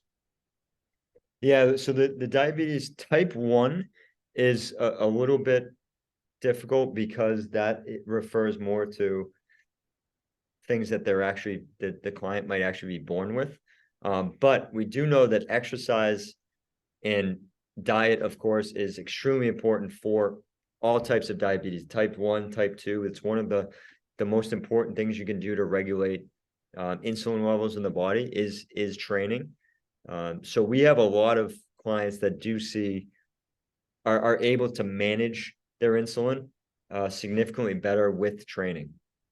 Okay, and what about the people that have some chronic diseases? Should we train them as you mentioned? Yeah, really. I mean, again, it's the biggest thing is, I think the biggest benefit to a system like MBSC or EXOS or functional movement screen is it's scalable. So we're able to kind of have this one system that we use, but we're able to tweak it to whoever walks in the door to train with us. So if somebody has a specific illness, I mean, we can certainly train them. We may change some things based on what it is they have or what it is they're presenting with. But I can tell you that we train pretty much everybody here. I mean, we have clients with all sorts of illnesses and diabetes and heart disease and you name it, all types of issues. We're able to train it because it's a system that's adaptable no matter what somebody has. Perfect. And last question. So if we have a time restriction and we need to train power, strength, cardiovascular, or mobility, can you prioritize them? Yeah, I would. So power is going to be first. I would actually, I'd probably say that the mobility might be first, followed by power, then strength, and then conditioning. And that's actually the exact order that we train here at MBSC. So we have everyone start with foam rolling mobility, followed by power, followed by strength, and then finish with conditioning. So I would stick in those. If you're limited by time, I would try to get everything done, but in that order. You might just have to tweak the time a little bit. I mean, one way we can do that is you could put your power training in your strength block. So you could do something like medicine ball slams along with a strength exercise like push-ups or whatever it may be. So trying to figure out ways you can get the most bang for the buck to try to optimize the time you have. Perfect. Perfect, Daniel. Thank you very much for doing this for us. Thank you again for the wonderful presentation and all that nice information. Bye from Greece, and hope to see you soon as well at some point here in Athens. All right, Anis, thank you. Bye.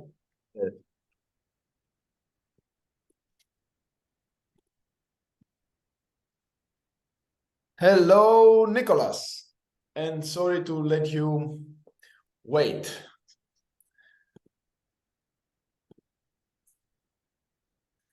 So let me say some things in Greek.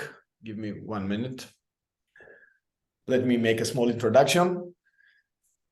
Λοιπόν, παιδιά, τελειώνουμε αυτό το πολύ ωραίο διήμερο International Webinar με τον coach Nicholas Hill από την EXOS. Θα πάμε λίγο νομίζω τώρα σε πιο performance πράγματα και να δούμε λίγο τι γίνεται, καθώς ο συγκεκριμένος coach εδώ πέρα έχει προπονήσει πολλούς elite αθλητές. Όπως βλέπετε και όσοι ακούσατε και το χθεσινό και τη χθεσινή και τη σημερινή ομιλία, όλοι δίνουν πολύ μεγάλη έμφαση στο κομμάτι του mobility. Όλα ξεκινάνε από εκεί. Και αυτό το οποίο μπορούμε να κρατήσουμε από την τελευταία ομιλία, που είχε πολύ ενδιαφέρον, είναι το πώς ουσιαστικά ακόμα και σε άτομα τα οποία μεγαλώνουν και φτάνουν στην τρίτη ηλικία, μπορούν και πρέπει να κάνουν προπόνηση ισχύως. Κάτι το οποίο δύσκολα το κάνουμε εμείς σαν trainers. Δηλαδή δεν έχουμε το mentality να δουλέψουμε προπόνηση ισχύ σε έναν ασκούμενο ο οποίος είναι π.χ. 55-60 χρονών. Κι όμως υπάρχει τρόπος και πρέπει να γίνεται, γιατί είδαμε ότι υπάρχουν πάρα πολύ καλά adaptations. So, Nicholas, thank you very much for doing this. We are all very excited to listen to you, as we have a lot of coaches that they train athletes, and we know that you are training professional athletes. So it's very important for us to get all this information from you. Also, after COVID, we will going to have EXOS back to Greece again, and also we are very excited. You will tell us more about it when you finish your presentation. So please tell us a little bit about yourself, and then you can go on with your presentation. Yeah, absolutely. You guys hear me okay? Hear me good? Yes. Okay. Nicholas Hill. I've been in EXOS Arizona, our headquarters facility out in Phoenix, since 2016. I've been with the company since 2016. So started out in San Diego, Southern California, born and raised. So Southern California kid. Played multiple sports, everything from football to basketball, but really skateboarded a lot, was kind of my go-to, skateboarding and surfing. And then got into more of the team sports, played college football, dealt with a lot of injuries in college at university. And that's kind of what took me into the path of strength and conditioning. So there was the strength and conditioning side. I loved the training side in the off season always. But the injuries helped me understand a little bit more of getting guys back from the physical therapy or the physios onto the actual performance side. So I've worked with a lot of athletes in the last couple of years, kind of specializing in that ACL recovery, Achilles recovery, something like that when they need to get back onto the field. So kind of table to turf or table to court. So I've spent a lot of time in that kind of transitional area, which I think is one of the things that's missed quite a bit. EXOS does a really good job of that, integrating the physical therapy and the performance side of things. And I think that's where that integration and that seamless integration between all of the, nutrition, mindset, movement, recovery, physical therapy, all of that is really what kind of sets us apart. So today, I just kind of want to talk a little bit about the training system, the EXOS training system, and how it relates to the NBA program. We have a pretty solid NBA off-season program here where we have a couple of guys, maybe 5-6 guys that roll through every year pretty consistently. And we also work with the NBA Combine Prep program. Not as big as the NFL American Football Combine Prep program, which I also lead point on here in Arizona. But it is something that, you'll get maybe 6, 7, 8 guys, a handful of first rounders that are coming off the draft board, and you get to work with them and prepare them from college, getting ready to, turn into a pro. So, yeah, get rolling on it. I will share my screen. I'm not super great with Zoom here, so you guys tell me if we're going here.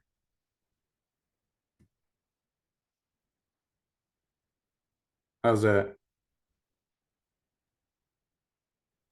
Perfect. Now, is this sharing with Yes. the notes on here, or is this just sharing the actual slides? Be honest. Yes, we see also the tab above doc. See both? Okay. Google.com. Right. Let me get out of that one. Yes. And I'll just get the actual slides going. Okay. Let's try this again. You have 339 Emails. Yeah. Yeah. All right. Let's go full screen on this. Okay. How's that? Yes, perfect. Perfect. Yes. Okay. So NBA offseason with the EXOS training system. And so this was just a bio of myself, pro elite performance specialist out here in Arizona. some of the things that I wanted to cover today. So learning objectives for today. One thing that I do want to say is I don't claim to necessarily be a specialist or to know everything in this area of NBA programming. NBA programming, NBA offseason is probably fairly new as far as training professional athletes goes from my side of things. I've been doing it now for about 3 years. For the most part, I do a lot of the NFL programming, so American football, off seasons, American football, combine prep. So NBA has been something that's been fun to really dive into, something new. The athletes are so specific to the sport and so unique compared to really any other athlete across the world. So it's been fun to dive into that. So I think part of today is we'll go over the EXOS training system, the 8 components that we have there. Just briefly, we'll go over our assessments of how we assess the athlete, the training requirements, our physical therapy evals, things that give us basically an avatar of the athlete and kind of what they need throughout the off season. And then really the third one is just lessons that I've learned over the last couple of years.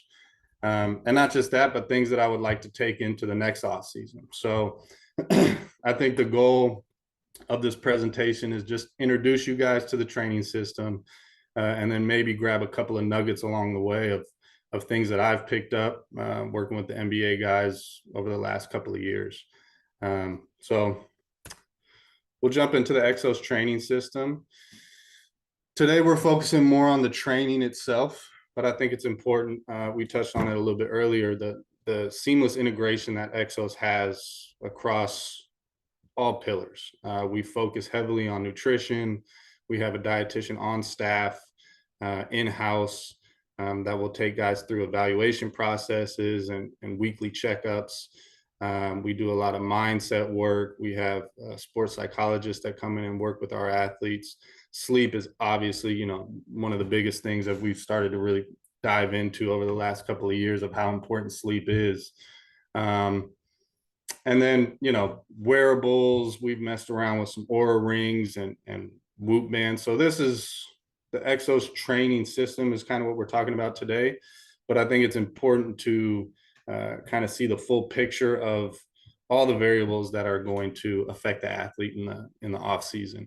And over the years, even as a trainer myself and focusing on the strength and conditioning side, I feel like the training usually falls somewhere in the middle of importance. So if athletes aren't sleeping well, if they're not eating well, if they're not able to recover, if they're stressed out, you're not going to get a whole lot out of the training.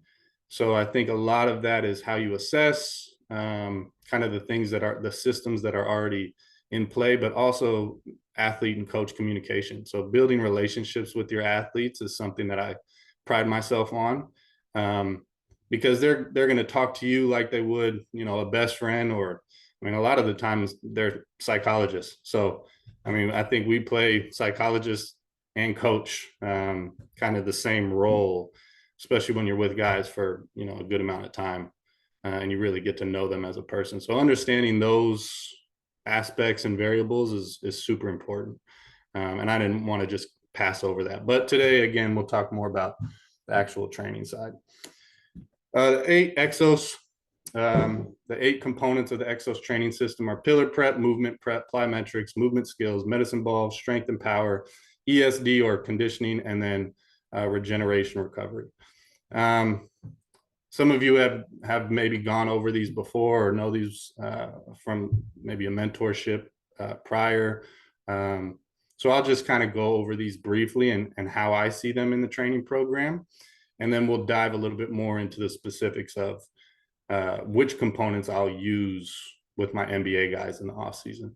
Pillar prep for me is usually correctives, mobility work, stability work, foam rolling, and a lot of this is passed on with our physical therapists. So when they do their physical therapy eval, we can get a better idea of what to give the athlete specifically.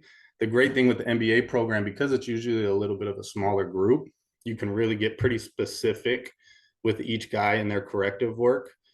Versus larger groups, it's a little bit more, general ankle mobility, hip mobility, some stability work through the pillar.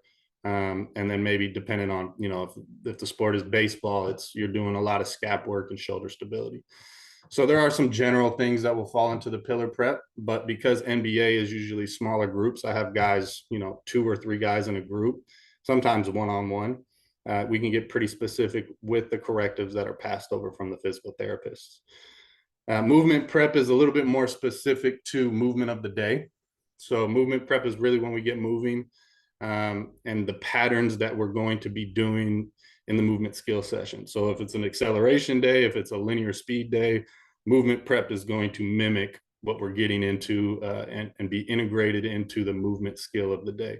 If it's a multi-directional day, kind of same idea. Plyometrics, force absorption, force application. So whether that's going to be in a linear fashion, rotational fashion, or lateral multi-directional. I don't do a whole lot of plyometrics with my NBA guys, just because they get so much of it already. And again, we'll dive into this in a couple more slides, but plyometrics for them are usually going to be force over long periods of time, because everything for them, every plyometric that they do is going to be force over very short periods of time. So I want to expose them to things that they aren't necessarily getting on the court. And then movement skill, I do a decent amount of movement skill with the guys, not so much, but this is going to be like your acceleration, your linear speed, more of like your traditional speed and agility work. And again, not so much with our NBA guys here, just because for the most part, they're getting a lot of that on the court with their sport coaches. Medicine ball, rotational power, but medicine ball can be, a number of different things. And really what it comes down to is just working on kinetic linking, getting athletes to move efficiently with a little bit of load on their body, and learn how to load into the hip, rotate through the hip, and just, again, kind of touching on some of that kinetic linking with the medicine ball. Strength and power that's the meat and potatoes. So strength and power is where I spend the majority of my work with NBA guys. And we'll get into some of the reasons for that, but strength and power is the weight room. So that one's pretty self-explanatory. Trap bar, any type of Olympic lifting, any type of Kaiser power squats, all of that is going to be in that strength and power block. Energy system development is our fancy way of saying conditioning, tapping into aerobic and anaerobic work and building thresholds. I will hit a decent amount of anaerobic work with the guys. Basketball itself is basically aerobic. So as long as they're on the court and they're hooping, and guys are usually doing that 5 times a week in the off season, it's a box that we don't necessarily need to check in the weight room. And then regeneration. I mean, recovery work, whatever type of different modalities you can do with recovery. I'm a big fan of hydrotherapy. I'm a huge fan of the sauna. So I try to get guys in the sauna as much as they can, usually before bed, and then obviously sleep being the big one. And I think regeneration for any professional athlete, really for anybody, but especially these professional athletes, when they have access to all these different modalities and everybody's trying to, throw the newest thing out there that's going to help push them over the edge. I think education on sleep is really the best thing that we can do for these guys, making sure that they're getting 8, 9, 10 hours of quality sleep. So some of the stuff I'll talk to my guys about is get blackout curtains, black out the windows, black out every single light that you can when you're sleeping. There's so much great research around sleep and recovery and how that can affect your ability to continue pushing the needle and continuing to train. I think that's one of those things where everybody sleeps every day, so it kind of goes overlooked, but the quality of sleep, the amount of sleep that you're getting can be a massive game changer. So those are the 8 components of the training system, and we'll jump back to that a little bit here and there. But now we'll kind of start to dive a little bit more into the actual NBA programming and off-season work. Okay, so this is our assessment program. When our athletes come in, it's our athlete experience. They'll do a nutritional eval. They'll come in, they'll do some paperwork, you know, all that good stuff. And then we'll get them right into the nutritional eval. Our nutritional eval is very thorough. We put them through a DEXA. So they'll get a DEXA scan, which is also, you know, kind of tricky sometimes because some of these guys are 7 feet tall, so they don't fit on there. So that's been a fun one to try and work around. But they'll get a DEXA scan. Again, we have a dietitian on staff. We don't consult the dietitian in. So she's EXOS trained. We speak the same language. We're using the same terminology. So she'll go over the DEXA scan with them, which is essentially gives us our body composition. And then she will sit down with the athlete and kind of talk about weight goals, you know, where they're at, where they feel good, kind of how they eat, allergies, anything like that, food that they prefer. And she'll build out a meal plan. And then the great part is we actually have a kitchen on site at the Arizona facility. So she can just communicate that information right over to our chef, and the athlete can come in and have breakfast ready for them with their macros, everything that they need, very specific to them. Same thing with lunch. And then they can also take home dinner. If that doesn't work, then most of these guys will have a private chef, and we'll just communicate that information over right to the chef. The physical therapy eval, global movement themes, they'll go through a full physical therapy eval with our EXOS physical therapists.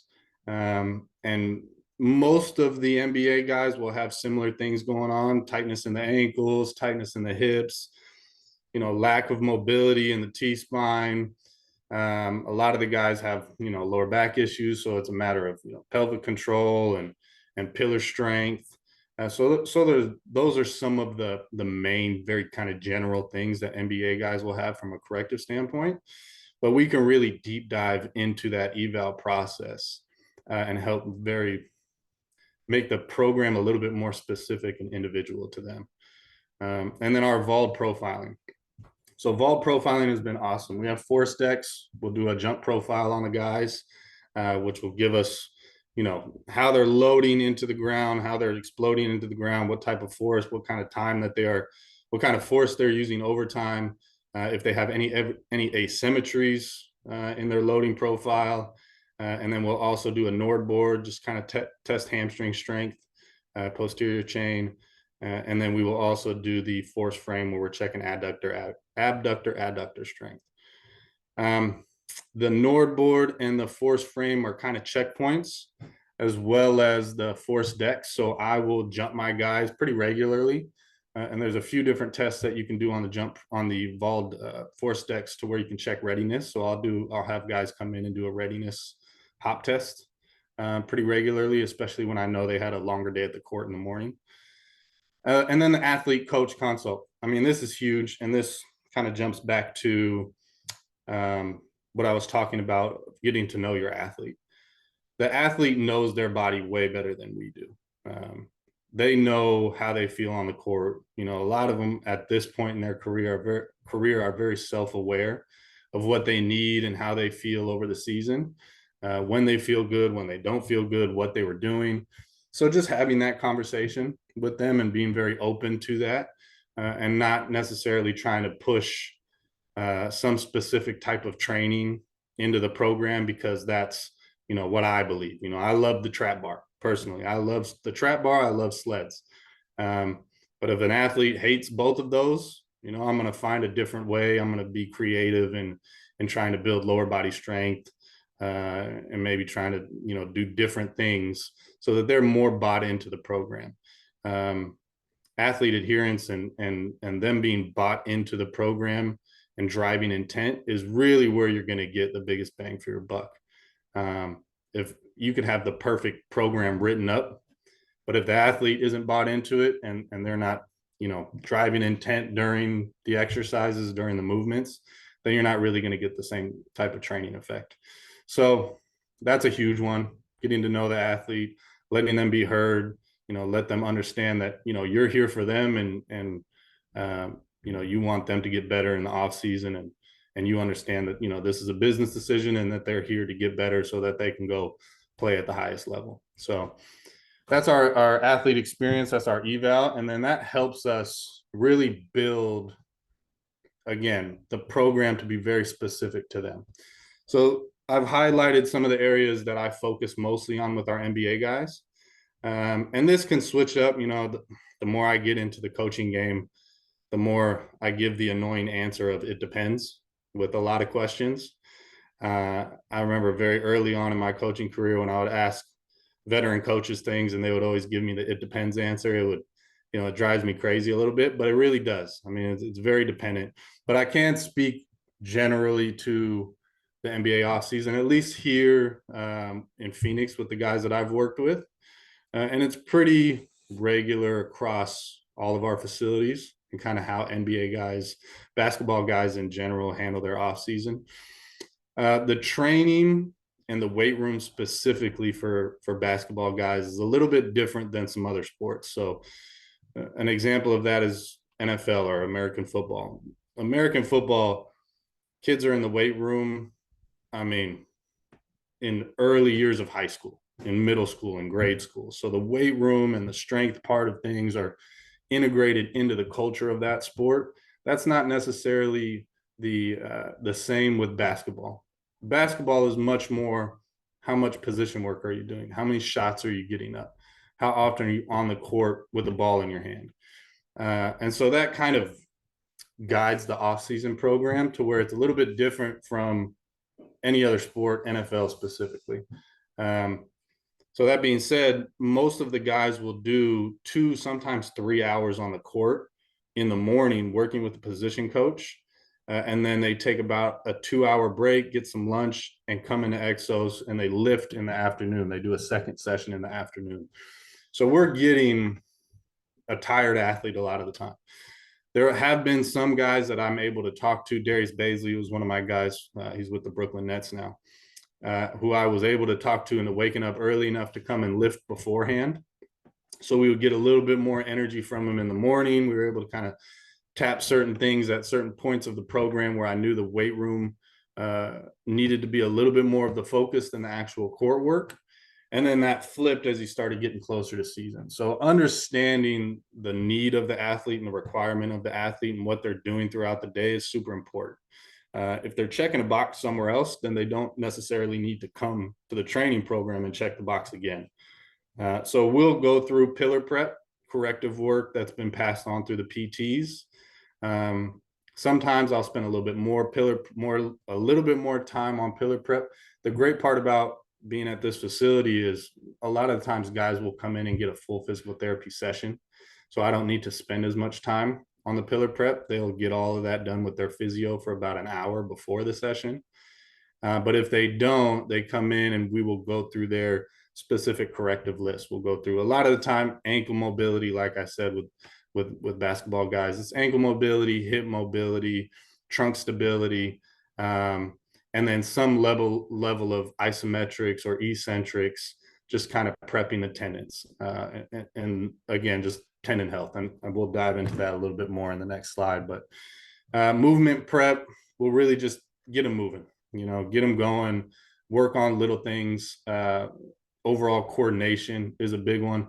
Basketball is maybe one of the funniest sports to work with because they are the most awkward athletes in the world. But as soon as you put a ball in their hand, they're insane movers and phenomenal. And you just are kind of jaw dropped at how they move with the basketball in their hand. But you get them in the weight room and you ask them to do an A-skip and it's like, a deer on ice. So that's been a fun thing to just work with some of my guys on different movement patterns and coordination, do a little track and field stuff with them. So, challenge them on how to do an A-skip, get a proper A-skip down. And it's just, it builds some neurological patterning. You're going to get some training effect from that, but it also builds engagement. And I think that's a big part of it. Build engagement, challenge them to do things on tasks that are possible. I don't want to challenge my guys to do things that are going to frustrate them. So get them to do an A-skip or a B-skip, and moving properly, in efficient patterns is kind of what movement prep is for me. And then we don't get too much into the plyometrics. I do some plyometrics. I'm a big fan of contrast training, so I will add a good amount of plyometrics or my plyometrics that I do with the guys more into the strength block. I love French contrast training. I love contrast training in general. So the plyometrics will normally fall within the strength block or in the weight room. And then movement skill, not so much. I mean, they're doing 2 to 3 hours on the court with position coaches prior to coming to the weight room. So those boxes are kind of being checked. If I bring them out to the field and we do more of an acceleration session or lateral movement and all different types of lateral pushing and crossover to sprint, those are things that they've already done, and you're not really using your time effectively, or I'm not using my time effectively with the guys. So that's something that is, again, checked outside of the EXOS box. Medicine ball, we'll do a decent amount of medicine ball work. I don't have it highlighted here because it's usually prep work leading into the weight room. But I am a big fan of the medicine ball work and just kind of, again, tapping into some of that kinetic linking. I'll even use this. I'll use the medicine ball as some contrast work with the guys on upper body strength days. We'll mix in a medicine ball in between, say, a single arm bench press with a dumbbell, and then they'll go over and do a rotational medicine ball into the wall. So again, just kind of messing around with some of the contrast work. Strength and power is highlighted here. That's the big one. This is the area that the guys just aren't exposed to.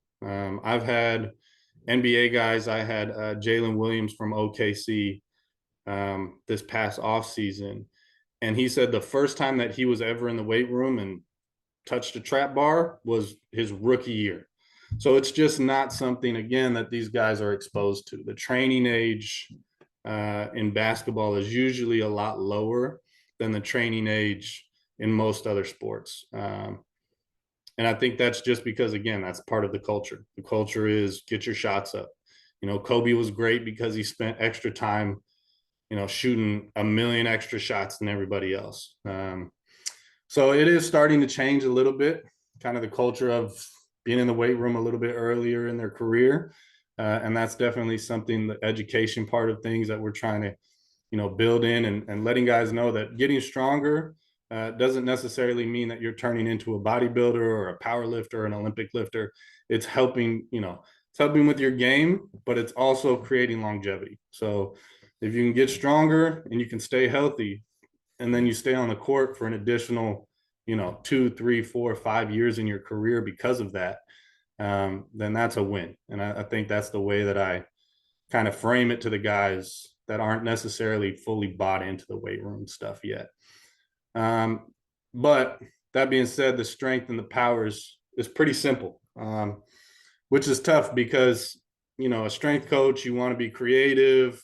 We work with athletes all day and you're running through sessions. And so for it to be super simple and you're just doing eccentric loaded trap bars with a box blast or a box jump and then maybe some rear foot elevated split squats, the training is very simple.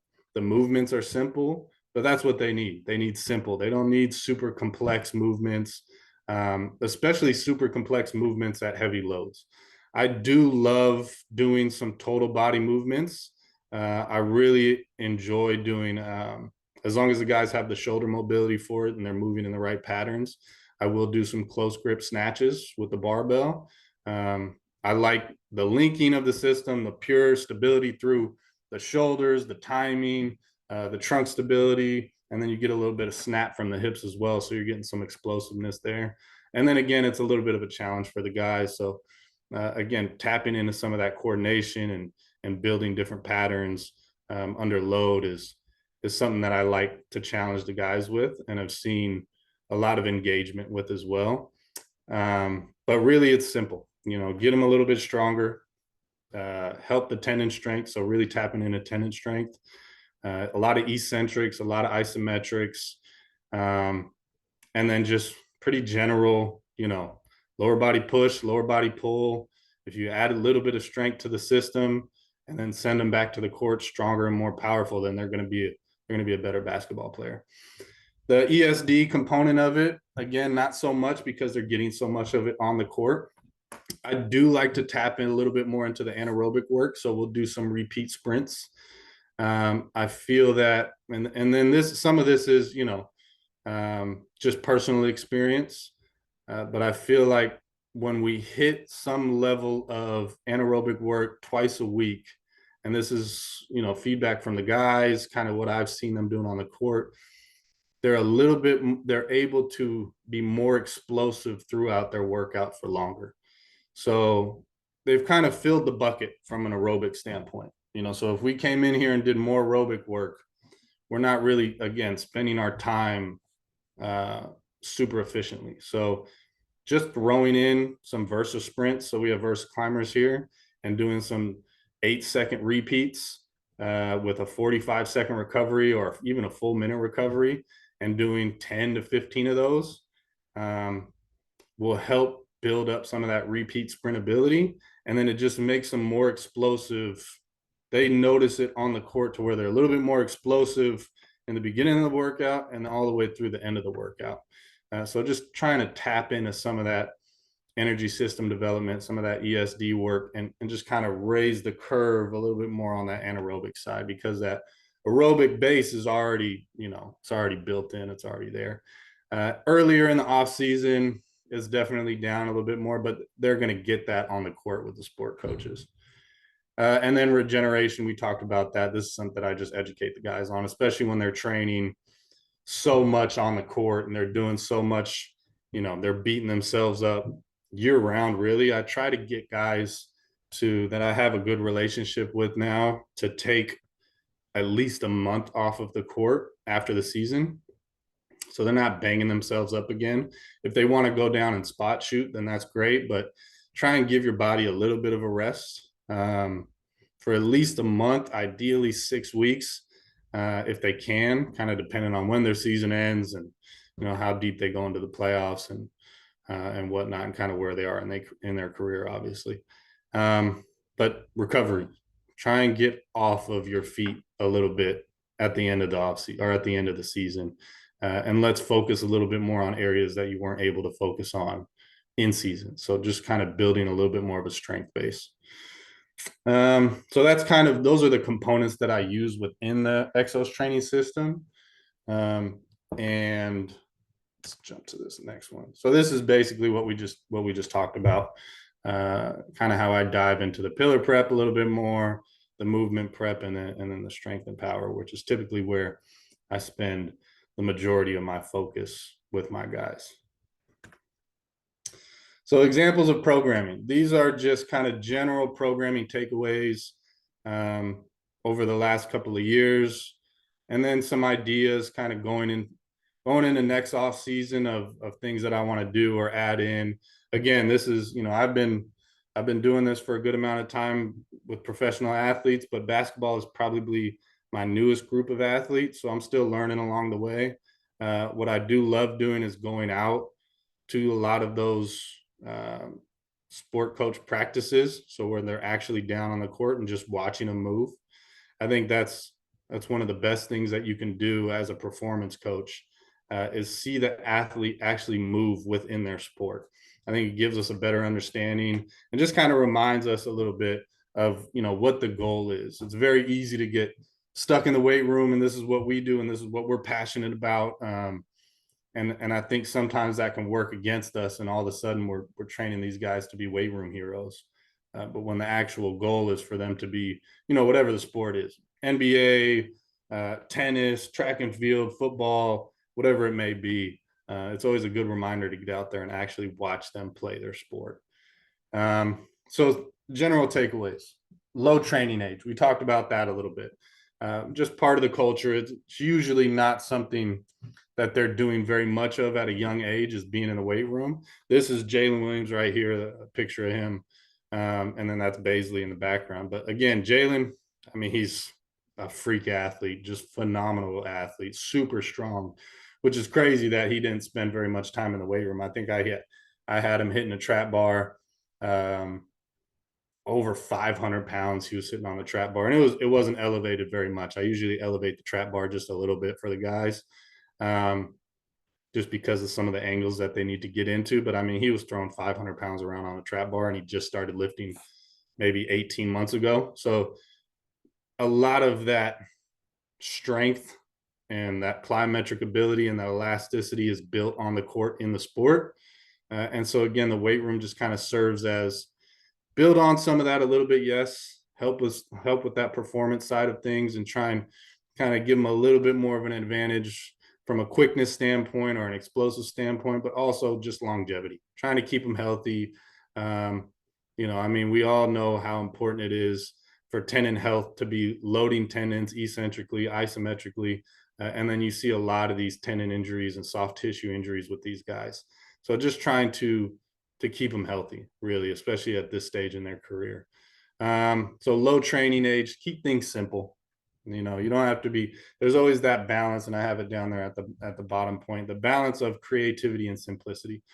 So it can't be too simple because they won't be engaged. You know, they'll get bored if you're just doing super basic stuff the whole time, even if it's still pretty new to them. The creativity side, so the close grip snatches, A skips, teaching them how to do a B skip, different coordination things, to challenge them mentally, to challenge their patterning, and then to challenge some of their timing as well. So that's always something that I think about as I'm building out their programs. And then take your time building proper patterns. So I'm not going to rush guys into movements because I feel like they need to get stronger. They need to be, you know, going heavier on the trap bar, or, you know, whatever it is. I want guys to really be moving properly. For the most part, they don't have bad habits. That's kind of the downside of athletes that have a really high training age. Sometimes they come in with terrible habits that they've learned over their career. With these guys, it's still pretty new, or at least the guys that I've worked with.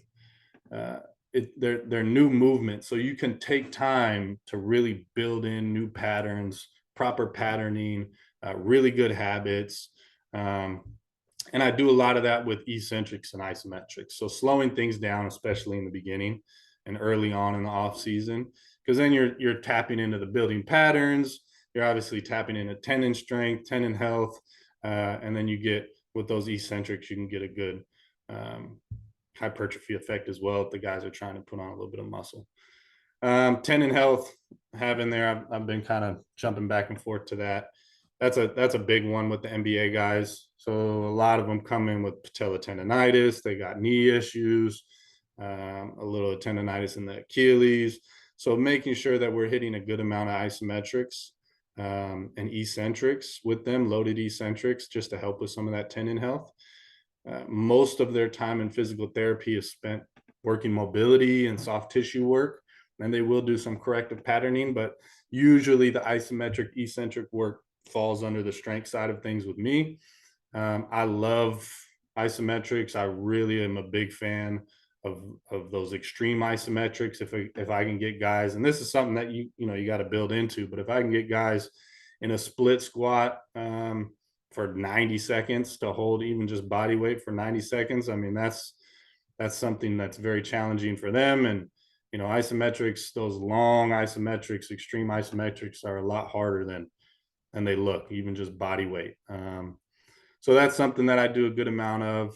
The mobility work, classic basketball hoopers, their hips and ankles are usually the things that we're focusing most on from a mobility standpoint.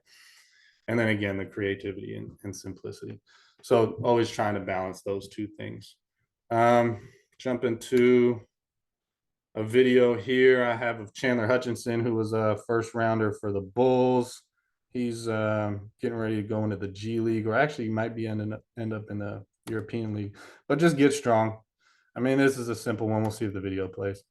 But I think this is, he's ripping off the ground a good, it was 230 kilos, I believe, with a decent amount of speed on it.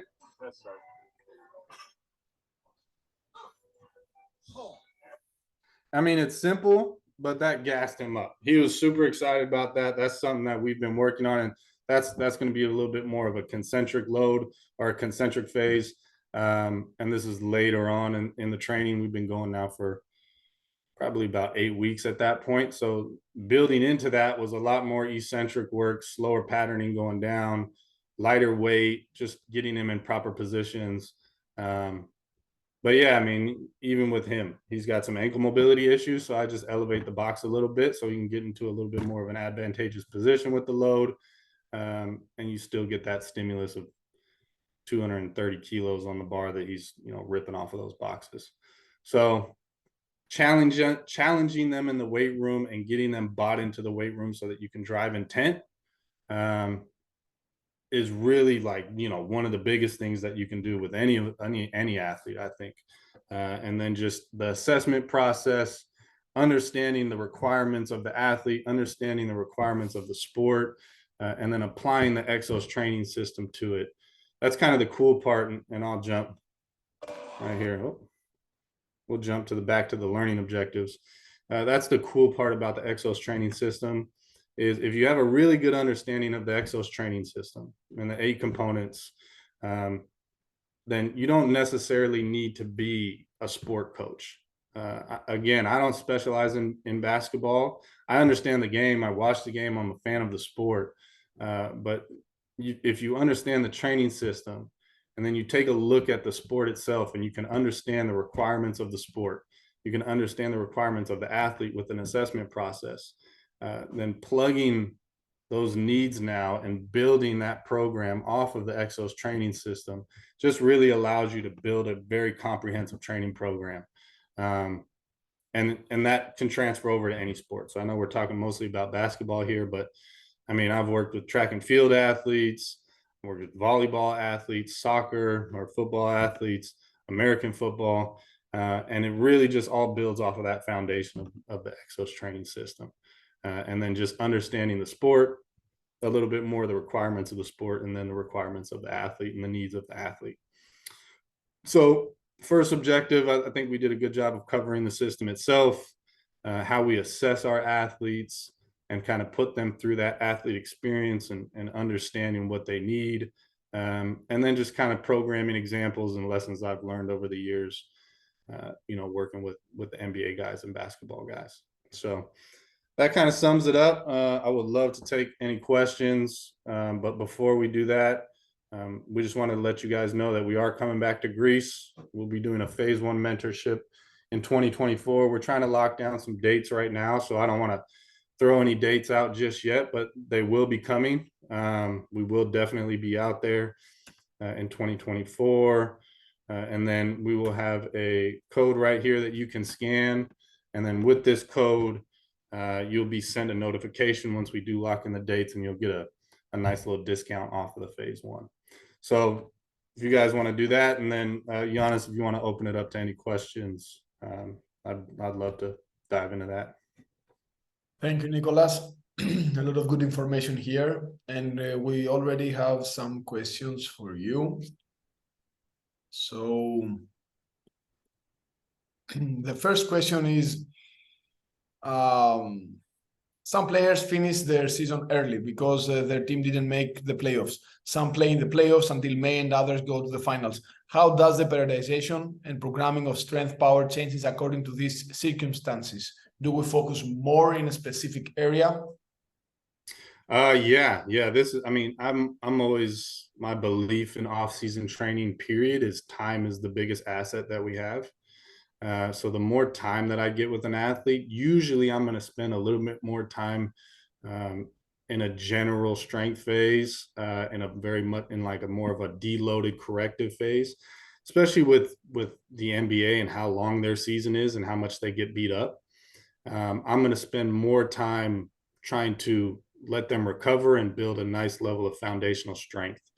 If I have a shorter window with guys, say they go to the playoffs, or even the finals and they come in, then that will depend a little bit more on the athlete assessment. So that's where I get into the it depends answer, which is the annoying one. But that's more of athlete assessment. Kind of where are they? Have they dealt with injuries? Have they been dealing with nagging injuries throughout the season? So do we need to address those? But the number one goal always is to make sure that the athletes are healthy and ready to go back onto the court. So if they're healthy and they're good to go, then we can roll through some of that periodization. If they've been beat up, then the number one priority is just get them feeling good again. So they'll spend probably a little bit more time just with corrective work and a little bit more in kind of like a hypertrophy, general strength kind of phase. Perfect.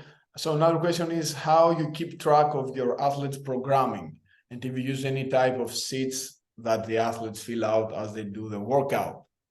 Yeah, so we use Bridge. We use bridge profiling with the guys.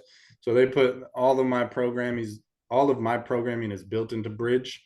And then the athletes, we have iPads on the floor that they just kind of grab, or I'll have it, and they'll track their loads with that. And that makes it really easy to just kind of look back at the prior week, or even look back at the previous year. You know, I've had guys, Darius Baisley now has been one of my guys for, this will be our third off season, or this was our third off season, sorry. And so we can look back at things that he was doing in year 1, year 2, and it's pretty easy to grab. So yeah, Bridge has been awesome. Λοιπόν, παιδιά, το Bridge, let me translate for a second. So, παιδιά, υπάρχει το Bridge, ένα πάρα πολύ καλό application, το οποίο το έχουμε φέρει στην Ελλάδα εδώ και 2 χρόνια περίπου.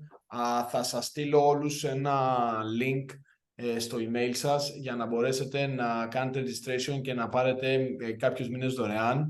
Είναι ένα πάρα πολύ καλό application το οποίο το έχει κάνει η EXOS συνεργασία με την εταιρεία και πραγματικά έχει μέσα πάρα πολλά πρωτόκολλα που χρησιμοποιούν οι EXOS και πάρα πολλούς τρόπους για να φτιάξετε τα προγράμματά σας, τα οποία μπορείτε να τα στέλνετε κατευθείαν στους ασκούμενούς σας και να βλέπουν ακριβώς πώς πρέπει να κάνουν μια άσκηση και οτιδήποτε κάνουν, ακόμα και remotely, ακόμα δηλαδή και αν εσείς είστε μακριά, να μπορούν να σας ενημερώνουν, να μπορείτε να το βλέπετε και να μπορείτε να κάνετε ακριβώς αυτό το tracking που θέλετε στο κομμάτι του performance και όχι μόνο.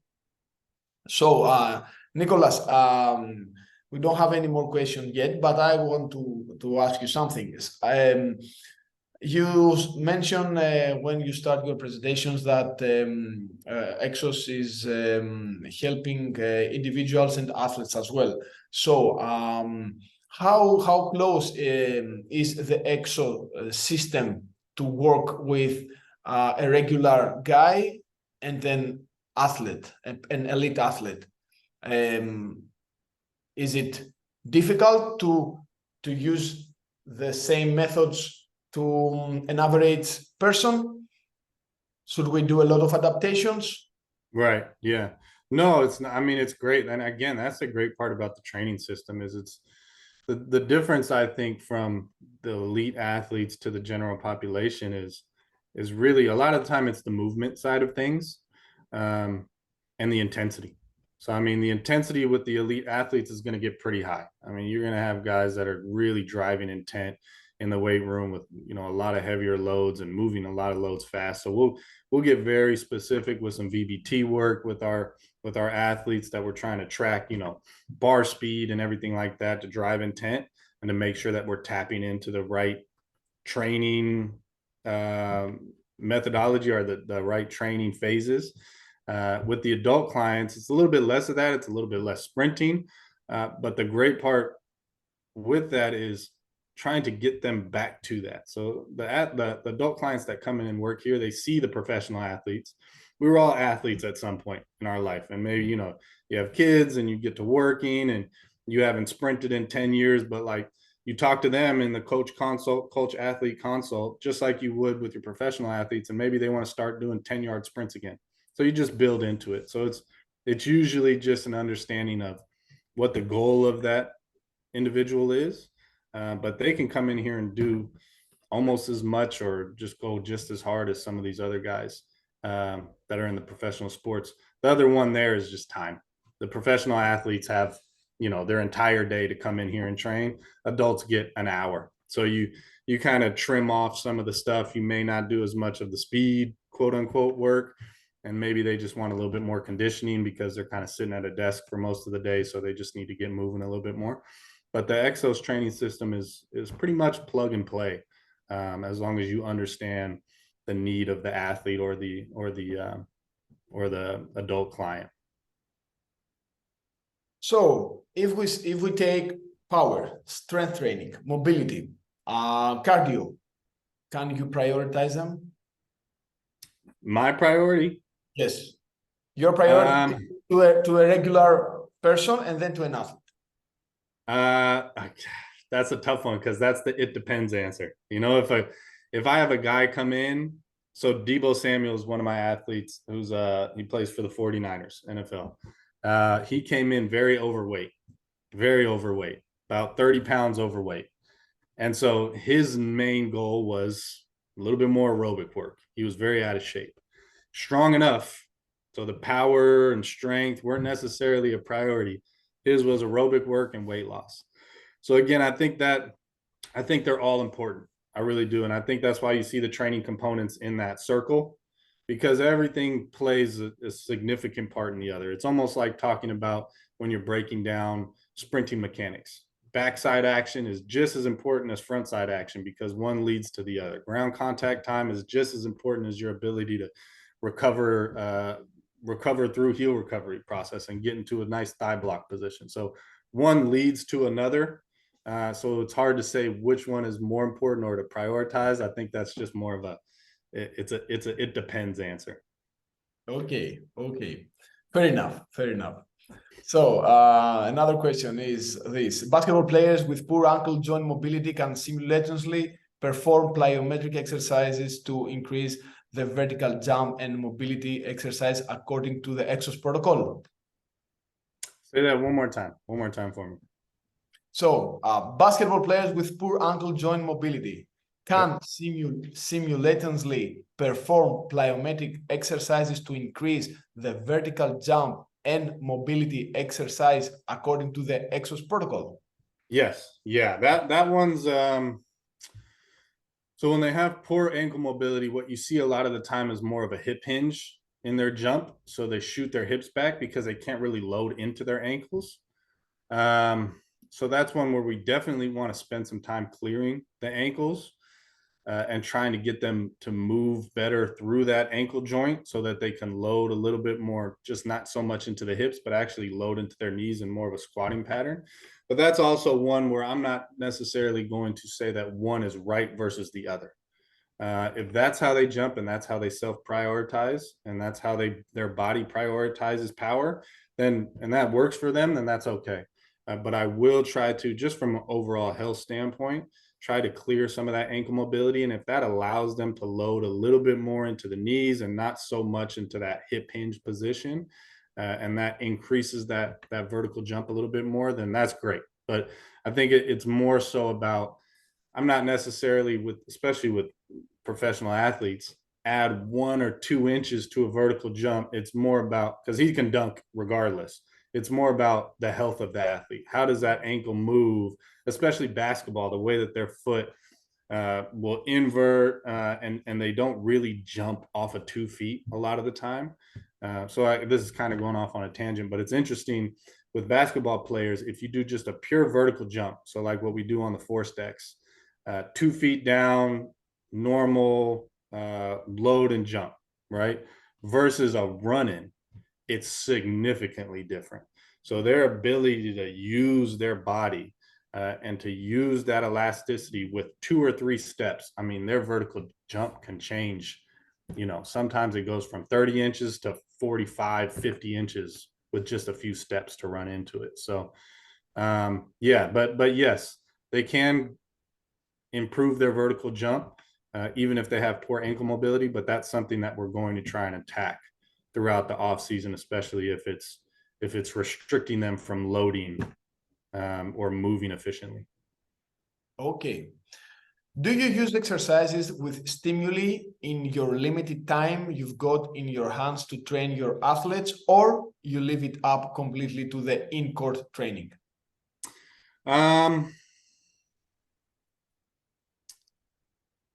I do try to, that's a tough one. I do a little bit of kind of sports specific work with the guys, but more so for engagement, more so to get them into the training itself. But my goal is not, again, this is my philosophy in general on performance coaches. We're not sport coaches. I think it's important for us to understand what the sport coach is doing and the requirement of the athlete. So how a basketball player needs to move. And I can throw in, with football, I can throw a football into a drill, or you can throw a basketball into a drill and then all of a sudden it's sport specific. But my goal is to create a more powerful, more efficiently moving athlete and then hand them to the sport coach. So I think things that are specific to basketball are going to be more for engagement and less for me trying to actually, change their shot or teach them how to do a crossover or, those types of things are, they're usually going to know a lot more than I will. when it comes to that. The athlete, not even just the sport coach, but the athlete will teach me how to shoot before I'll teach them how to shoot. So I come with what my expertise is, which is performance. And so my goal is to turn them into a better athlete, generally healthier athlete, better moving athlete, and then hand them to the sport coach and let the sport coach turn them into a better, point guard or whatever it is. Perfect. Last one, I think. Can we implement this training pattern on people that do other sports that need a lot of quick responses and speed, for example, rugby? Yeah, absolutely. Absolutely. And that, again, that's the great part about the training system itself. If you just look at rugby and you take a checklist of what the requirements of playing rugby are, and then you take a look at your athlete, you assess your athlete, and you say, okay, how do you fall in line with the requirements of your sport? And then you start to plug and play with the EXOS training system, which just gives you organization. So the EXOS training system gives you a foundation to build off of that can get very specific to each sport individually. Perfect. Nicholas, thank you very much for your time. Appreciate it. All these nice informations. We are looking forward to have EXOS back in Greece for the mentorship. I believe it will be at the end of June at some point, and we will announce the date soon. Hope to see you as well in Greece. Have you ever been here? I have not, but it's on the list. Maybe we'll have to come over and do the mentorship. Perfect. Yeah, that'd be it's like awesome. A plan. Thank you, Nicholas. All right, guys. Thank you so much. I appreciate it. Bye.